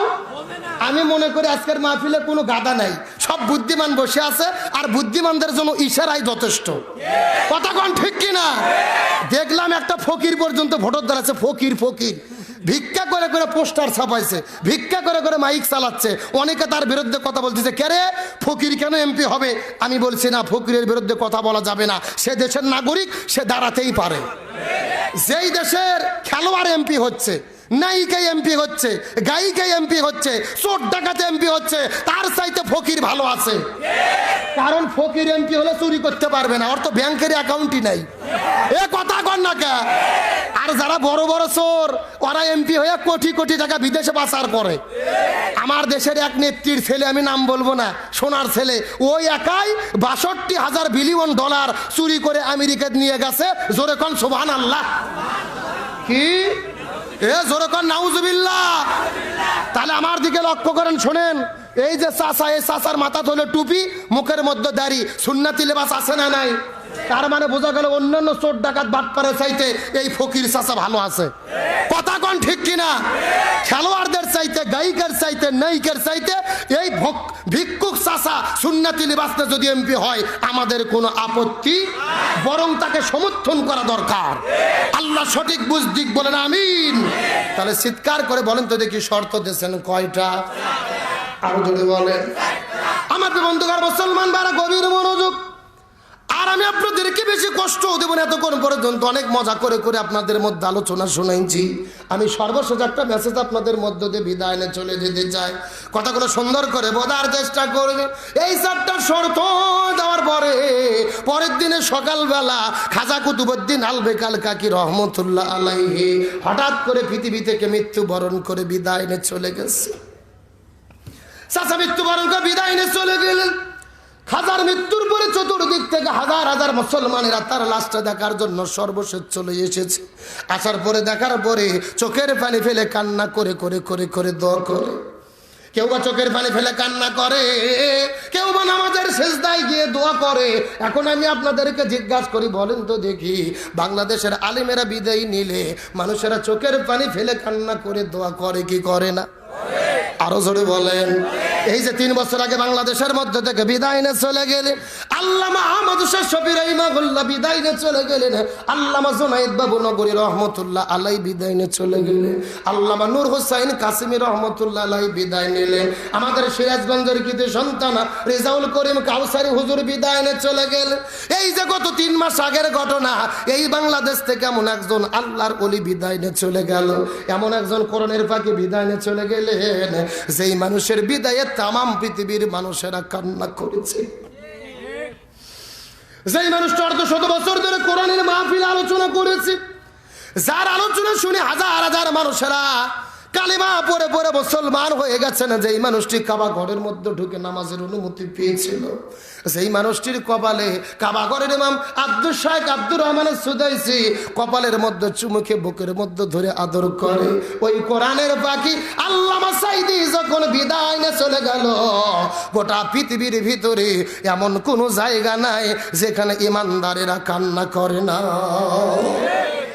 এই বাংলাদেশের 68,000 গ্রামের ভেতর এমন কোন গ্রাম নাই যেই গ্রামের ভেতরে কোরআনের পাখির জন্য মানুষেরা কান্না করে দোয়া করেনি। এমন কোন মসজিদ নাই যেই মসজিদের জন্য কোরআনের পাখির জন্য দোয়া হয়নি। আল্লাহ তাআলা আমাকে তৌফিক দান করেছিল, আল্লামা সাইদির জানাজার যাওয়ার মতো আমার সুযোগ হয়েছিল। ওই পিরোজপুরে আল্লামা সাইদি ফাউন্ডেশনের জানাজায় আমি উপস্থিত ছিলাম, আল্লাহ আমাকে সুযোগ দিয়েছিল। কিন্তু জানাজার মধ্যে যাবার পরে দেখলাম এমন কিছু অলৌকিক ঘটনা। কথাগুলো সুন্দর করে বোঝার চেষ্টা করবে। এই বাংলাদেশে কত মানুষ বিদায় চলে যায়, কিন্তু আল্লামা সাইদির বিদায়ের মতো এত রাহাজারি এত কান্নাকাটি মনে হয় দেশের মধ্যে কখনো হয় নাই। ওই কোরআনের পাখিটা যখন আগের দিনে 8টার দিকে যমুনা টেলিভিশনের মধ্যে নিউজ প্রচার করা হলো, কোরআনের পাখি আল্লামা সাইদি বিদায় নিয়ে চলে গেছে, এই নিউজটা দেখার পরে কেউ প্রথমে বিশ্বাস করতে পারে নাই। একজন আর একজনকে ফোন করে, আর একজন আর একজনকে ফোন করে, সবাই মনে মনে চিন্তা করে আগের দিন সন্ধ্যার দিকে যে কোরআনের পাখিটা এমন একটা হাসি দেওয়ার পরে হসপিটালের মধ্যে ভর্তি হয়েছে, ওই হাসিটা দেখে মনে হয়েছিল রে ওই কোরআনের পাখিটা মনে হয় আবারও কোরআনের ময়দানে ফিরবে। ইমানদার মুসলমানেরা সহ্য করতে পারেন, অথচ কোরআনের পাখিটা যখন বিদায় নিয়ে চলে গেল, তামাম পৃথিবীর মধ্যে প্রায় 80টা দেশের মধ্যে গায়বানা জানাজা আদায় হয়েছে। আমি রওনা করলাম ঢাকার উদ্দেশ্যে জানাজার নামাজ পড়ার জন্য, কিন্তু যেতে যেতে যেতে যেতে ফজরের নামাজ যখন আজান হয়ে গেল, আমি ঢাকার শহরের মধ্যে পৌঁছে গেলাম। ওই কোরআনের পাখির জানাজা চাওয়ার জন্য অনুমতি হইল, অনুমতি চাওয়া হলো, কিন্তু কোরআনের পাখির জানাজার জন্য অনুমতি দেওয়া হলো না। ওই আলেমের লাশটাকে তারা কুকুরের মতো বিড়ালের মতো টেনে হেসড়ে ছেঁচড়ে ছেঁচড়ে ছেঁচড়ে ছেঁচড়ে ছেঁচড়ে নিয়ে গেল। যেই মানুষটা কোরআনের তাফসীর শুনে হাজারো মানুষ কালেমা পরে মুসলমান হলেন, যেই মানুষটা 2 বছরের সংসদ সদস্য ছিল, যেই মানুষের বাসা আছে ঢাকা শহরের ভেতরে, ওই মানুষটার মৃত্যুর পরে তার লাশের সঙ্গে এই বাংলাদেশে তারা যে বেয়াদবি করেছে, লাশকে নিয়ে যে টেনা হাসরা করেছে, এই জমিনের ভেতরে এর চাইতে বড় জুলুম আর একটাও হতে পারে না। আমার বন্ধুগণ মুসলমান মারা গভীর মনোযোগ। সকাল 7টার দিকে লাশটা টেনে গেছে ঢাকার থেকে বের করে নিয়ে যাওয়া হলো, নিরুপায় হয়ে ঘোষণা করা হলো 2টার দিকে জানাজা হবে। ওই পিরোজপুরে আল্লামা সাইদি ফাউন্ডেশনের ভেতরে আমরা ঢাকা থেকে রওনা করলাম ওই পিরোজপুরে যাওয়ার জন্য। মাত্র 3 ঘন্টার ব্যবধানে ঢাকা থেকে যখন পিরোজপুর পৌঁছে গেছি, যাওয়ার পরে দেখি আশ্চর্যজনক ঘটনা ঘটে গেছে। যেই মাঠের ভেতরে আল্লামার জানাজা অনুষ্ঠিত হবে না, ওই মাঠ থেকে কমপক্ষে 15 কিলো দূর পর্যন্ত লক্ষ লক্ষ মানুষে ব্লক হয়ে গেছে, হাজার হাজার গাড়িতে জাম বেজে গেছে, হেঁটে যাওয়ার মতো কোনো বুদ্ধি নেই। মাত্র 3 ঘন্টার ব্যবধানে ওই কোরআনের পাখির ভালোবাসায় লক্ষ লক্ষ মানুষেরা পঙ্গপালের মতো ছুটে এসেছে। লিল্লাহে তাকবীর। অনেক কষ্ট করে শেষ পর্যন্ত আমরা যখন মাঠের মধ্যে পৌঁছে গেলাম, 2টার দিকে জানাজা হওয়ার কথা, জোর করে যখন 1টার দিকে জানাজা পড়ে দেওয়া হলো, ওই কোরআনের পাখির যখন জানাজাটা শুরু হলো, ওই কোরআনের পাখির যখন জানাজাটা শুরু হবে, লক্ষ লক্ষ মানুষেরা জানাজার মধ্যে উপস্থিত হয়েছেন। 10-15 কিলোমিটার এলাকা মানুষ আর মানুষ, মানুষ আর মানুষ। আল্লাহর কসম করে বলি, এই বাংলাদেশে কত মানুষের মৃত্যুবরণ দেখেছি। বাবা মা মারা গেলে সন্তান ভালো মতো কান্না করে না, অথচ এই কোরআনের পাখিটা বিদায়ের পরে যখন জানাজা শুরু হলো, ওই মাঠের মধ্যে লক্ষ মানুষের কান্না দেখে মনে হয়েছে, মনে হয় আল্লাহ তাআলা পৃথিবীর জমিনে ওই জানাজার ভেতরে একটা হাসরের খণ্ডচিত্র আল্লাহ বানায়া দিয়েছে। আমার বন্ধুগণ, মুসলমান ভাইরা গভীর মনোযোগ। ওই কোরআনের পাখি বিদায় নিয়ে চলে গেলেন। নিদর্শন ইমানদারদের জন্য আল্লাহ তাআলা নিদর্শন স্থাপন করে দিলেন। কোরআনের পাখি বিদায় নিয়েছে, কিন্তু কোরআনের পাখির বিদায়ে আসমান কান্না করেছে, এই জমিনটাও আল্লাহর কোরআনের পাখির জন্য কান্না করেছে। কোরআনের পাখির জন্য আসমান কান্না করেছে, জমিনটাও কান্না করেছে। এখন হয়তো আপনারা বলবেন, হুজুর আপনি বললেই তো হবে না, দলিল দেন। দলিল কোথায়? কেমনে আসমান কান্না করলো, জমিন কান্না করলো? আপনারা লক্ষ্য করে দেখেছেন, ওই কোরআনের পাখি যখন বিদায় নিয়ে চলে গেলেন, বিদায়ের সঙ্গে সঙ্গে বাংলাদেশের 64টা জেলা, এমন কোন জেলা নাই যে জেলার মধ্যে ঝিরি ঝিরি ঝিরি ঝিরি গুড়ি গুড়ি গুড়ি গুড়ি করে বৃষ্টি বর্ষণ হয় নাই। 64টা জেলার মধ্যে ঝিরি ঝিরি করে বৃষ্টি শুরু হয়ে গেল। এমনকি কোরআনের পাখির যেই জায়গার মধ্যে কবর করা হবে, ফজর নামাজ পড়ার পরে ঝিরি ঝিরি বৃষ্টি শুরু হয়ে গেল। ওই বৃষ্টি চলতে চলতে 9টার দিকে যখন কবর করা শেষ হয়ে যাবে, বৃষ্টিটাও বন্ধ হয়ে গেল। 2-3টা পর্যন্ত আসমান ভালো থাকলো, রৌদ্র চললো। কিন্তু জানাজা শেষ হওয়ার পরে আবার যখন লাশটা কবরের মধ্যে দাফন করা হবে, সঙ্গে সঙ্গে আবারও ঝিরি ঝিরি বৃষ্টি শুরু হয়ে গেল। এই বাংলার মুসলমানেরা, এই পৃথিবীর ভিতরে যা কিছু ঘটে আল্লাহর ইশারা ছাড়া কিন্তু কোনো কিছুই ঘটে না, আল্লাহর হুকুম ছাড়া কিন্তু কোনো কিছুই ঘটে না। আবার কোরআনের পাখির বিদায়ে আসমান কান্না করেছে, এটা হলো আসমান কান্নার নমুনা। আর আপনারা অনেকেই জেনেছেন, অবাক হয়ে যাবেন, ওই কোরআনের পাখির বিদায়ের মাত্র 9 মিনিট পরে পুরো ঢাকা শহরটা ভূমিকম্পে কেঁপে উঠেছে। লিল্লাহ তাকবীর। বাংলাদেশের সমস্ত বিজ্ঞানীগুলোর মাথা খেলছে না, কেউ হিসাব করে বের করতে পারে নাই হঠাৎ করে ভূমিকম্প কেন হলো, ভূমিকম্প কোথায় শুরু হলো, কোথায় শেষ হলো, রিক্টার স্কেলে কত মাত্রা হলো, কেউ ভালো মতো সঠিক বলতে পারে না। ওদের হিসাব আর সবগুলো মেশিন ফেল পড়ে গেছে। আল্লাহ তাআলা বুঝাইতে চাইল, এ পৃথিবীর মানুষেরা, একজন আলেম তোমার কাছে আযাকারক হতে পারে, একজন আলেম তোমার কাছে অপরাধী হতে পারে, কিন্তু কোরআনের পাখিটা অপরাধী নয়। ওই কোরআনের পাখিটা হলেন আমার আল্লাহর বন্ধু। লিল্লাহ তাকবীর। সেই মানুষটার বিদায় তাম পৃথিবীর মানুষেরা কান্না করেছে, বিশেষ করে মা বোনেরা বেশি কান্না করেছে কোরআনের পাখি আল্লামা সাঈদীর জন্য। আমি নিজের কথা বলি, আমি যখন জানাজা করার জন্য বাড়ি থেকে বের হলাম, 3 দিন পরে এসেছি, আসার পরে দেখি মা এখন পর্যন্ত খায় নাই। আমার নিজের মায়ের কথা বলতেছি, প্রায় 1 সপ্তাহ ধরে তিনি রোজা রেখেছেন আর তার জন্য কান্না করে করে দোয়া করেছেন। শুধু আমার মা নয়, এইরকম হাজার হাজার লক্ষ লক্ষ মা এই বাংলাদেশে আছে রে, যারা কোরআনের পাখির জন্য চোখের পানি ফেলে কান্না করে করে দোয়া করেছে। আমি নবী না চিনিলাম, কি ভুল করিলাম, আমি নবী না চিনিলাম, কি ভুল করিলাম, ভস্মে ঢালিলাম ঘি, মানুষ হইয়া জন্ম লইয়া মানুষের করিলাম কি, আমি মানুষ হইয়া জন্ম লইয়া মানুষের করিলাম কি। আমার বন্ধুগণ, মুসলমান ভাড়া গভীর মনোযোগ। ওই কোরআনের পাখি বিদায় নিয়ে চলে গেছেন, আমরা মনে প্রাণে বিশ্বাস করি কোরআনের পাখির জীবনটা ব্যথা যায় নাই রে। ওই কোরআনের পাখিটাকে আল্লাহ জান্নাতের মধ্যে সবুজ পাখি করে রেখেছে। আমাদের সঙ্গে জান্নাতে আবারও দেখা হবে ইনশাআল্লাহ। আরো জোরে বলেন ইনশাআল্লাহ। কথাগুলো সুন্দর করে বোঝার চেষ্টা করবেন। আমি আপনাদেরকে এতক্ষণ পর্যন্ত আলোচনা শোনালাম, আলেমেরা বিদায় নিলে মানুষেরা চোখের পানি ফেলে দোয়া করে কি করে না? এইরকম বিদায় নিয়ে চলে গেছেন খাজা কুতুবউদ্দিন আলবি কালকাকি রহমতুল্লাহ আলাইহি। মনে আছে না নাই? আপনাদের মনে না থাকলেও আমার মনে থাকবে, জাগা মতো আবাই ফিরে আসবো ইনশাআল্লাহ। কথাগুলো সুন্দর করে বোঝার চেষ্টা করবে। ওই কথা পৃথিবী থেকে বিদায় নেওয়ার পরে লক্ষ লক্ষ মানুষেরা জানাজার নামাজের মধ্যে উপস্থিত হয়েছে, কিন্তু জানাজা হয় না। জোহর নামাজ পার হয়ে যায়, জানাজা হয় না।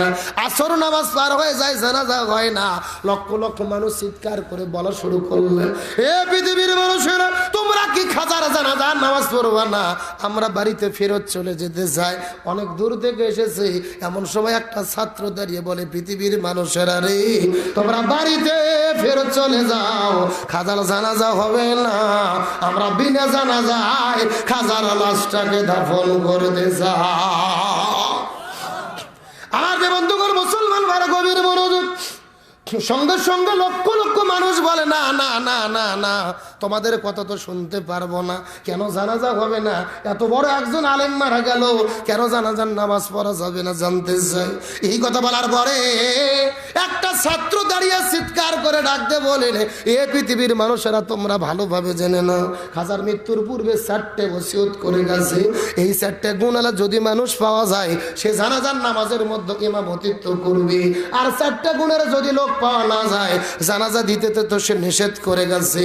আল্লাহর কসম করে বলি, ওই খাজা পৃথিবী থেকে বিদায় নেওয়ার পরে সকাল থেকে খোঁজাখুঁজি করতেছি রে, এখন পর্যন্ত একটা মানুষ আমরা খুঁজে পাই না।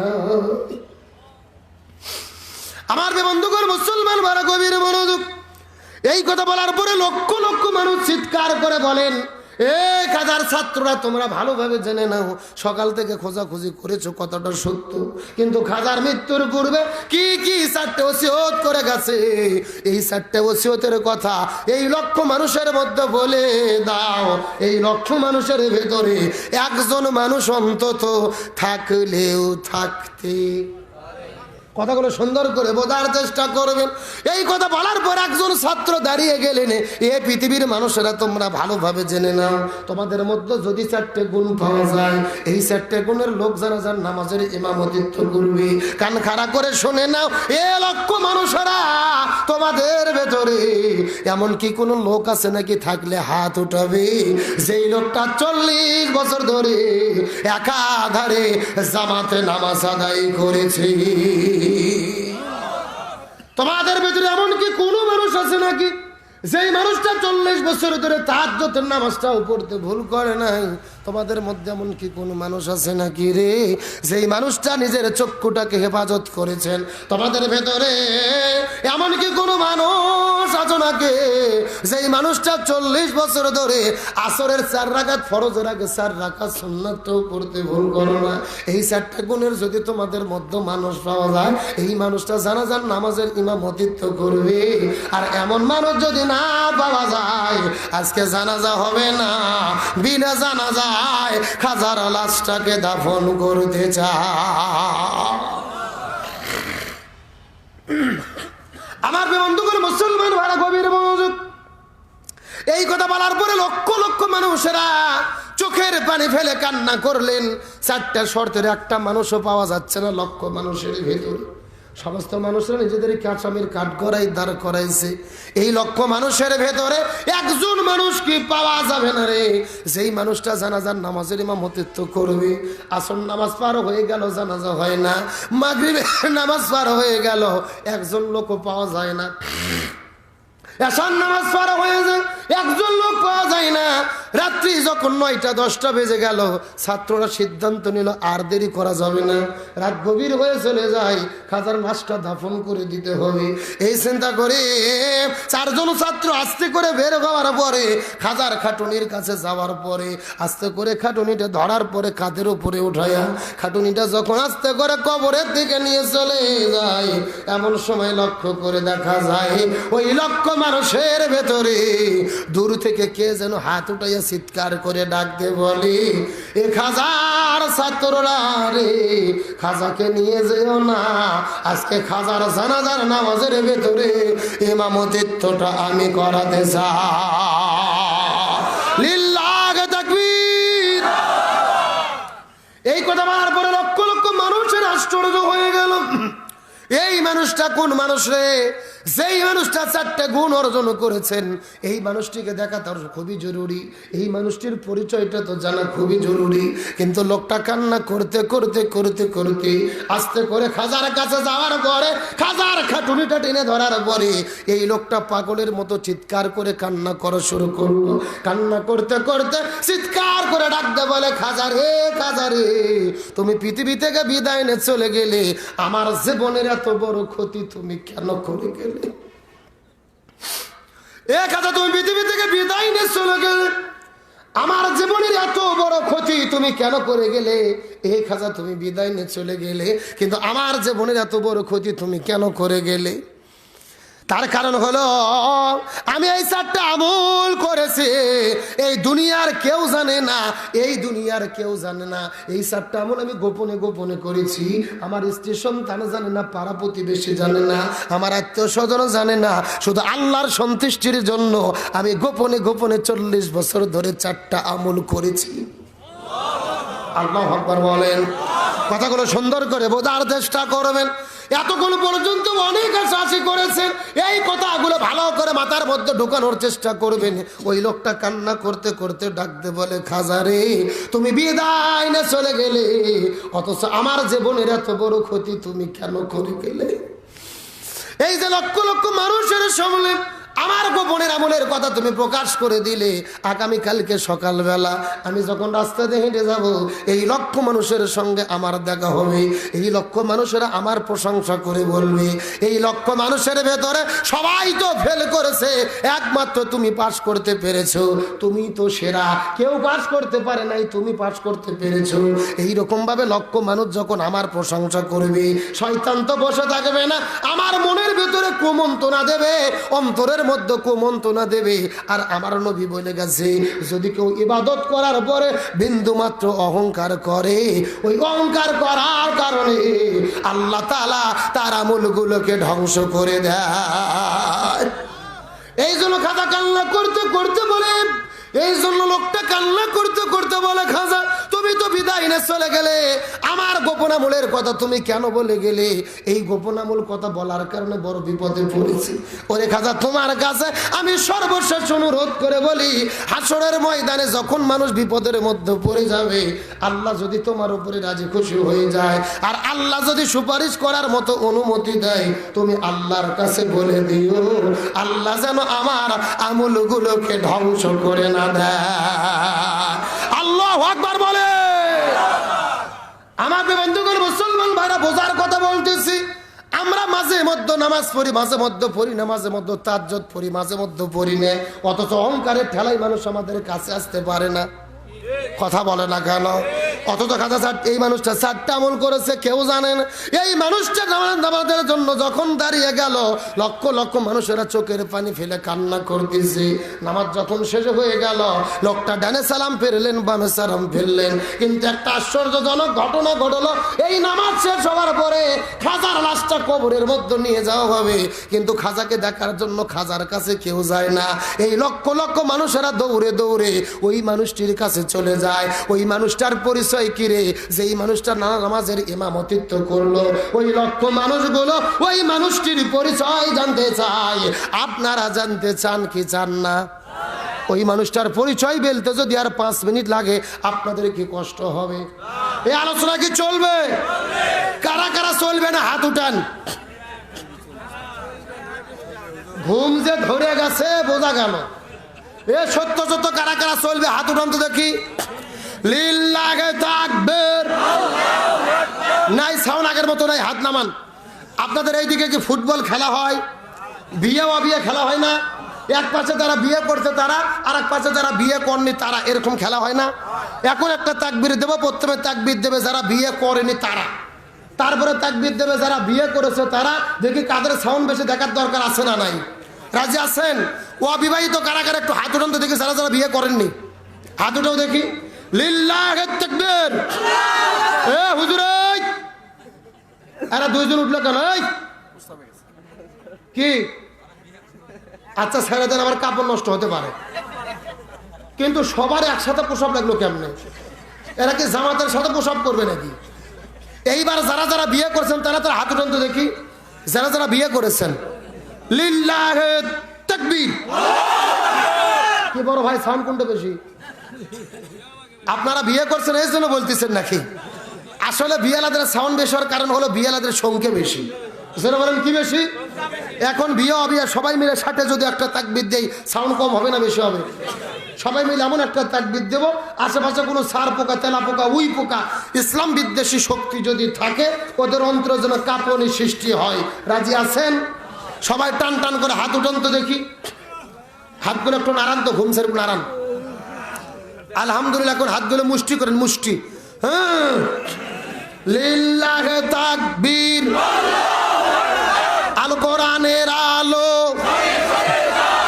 আল হাদিসের আলো, দুনিয়ার মুসলিম ইসলামের শত্রুরা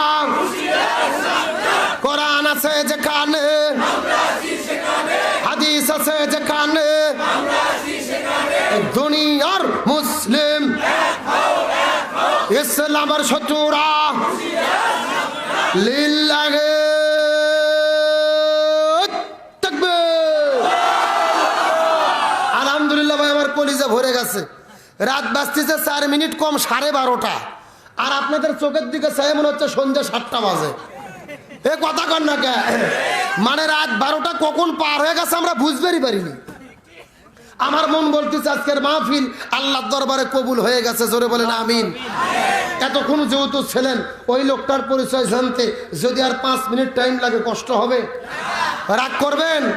আলোচনা চলছে চলছে, তবে ওটা ওটি করা যাবে। তবে আমি আপনাদেরকে একটা কথা জিজ্ঞেস করতে চাই, আজকের মাহফিল হওয়াতে আপনারা খুশি না বেজার? এই মাহফিল প্রতি বছর হোক, আপনারা চান কি চান না? কারা কারা চান সবাই একটাবার হাত তোলেন তো দেখি, চিৎকার করে বলেন ইয়া রাব্বাল আলামিন। আজকের মাহফিলকে আপনি কবুল করে নেন। এই মাহফিলে ওসিলা করে আমাদের সবাইকে মাফ করে দেন। এই মাহফিলে আমাদের সামর্থ্য মতো দান করার তৌফিক দেন। সকলে বলেন আমিন। এখন হাতগুলো মুষ্টি করেন, মুষ্টি। হ্যাঁ, এখন আস্তে আস্তে নামাইয়া নামাইয়া নামাইয়া পকেটে ঢুকান। প্রায় 2.5 ঘন্টা ওয়াজ হয়ে গেছে, প্রয়োজন আরো 1 ঘন্টা হবে। কোনো সমস্যা আছে? এ কোনো টেনশন আছে? একটা লোক উঠবেন, এখন যেই লোক উঠে যাবে মনে করবেন সে মাদ্রাসার সঙ্গে শত্রুতা করলো। আমি মাত্র 2 মিনিট টাইম আপনাদের কাছে ভিক্ষা চেয়ে নিচ্ছি। আমার দিকে লক্ষ্য করেন, এই যে এই হাজারো লোকের মধ্যে এই পৃথিবীতে 10 জন সাহাবী ছিল।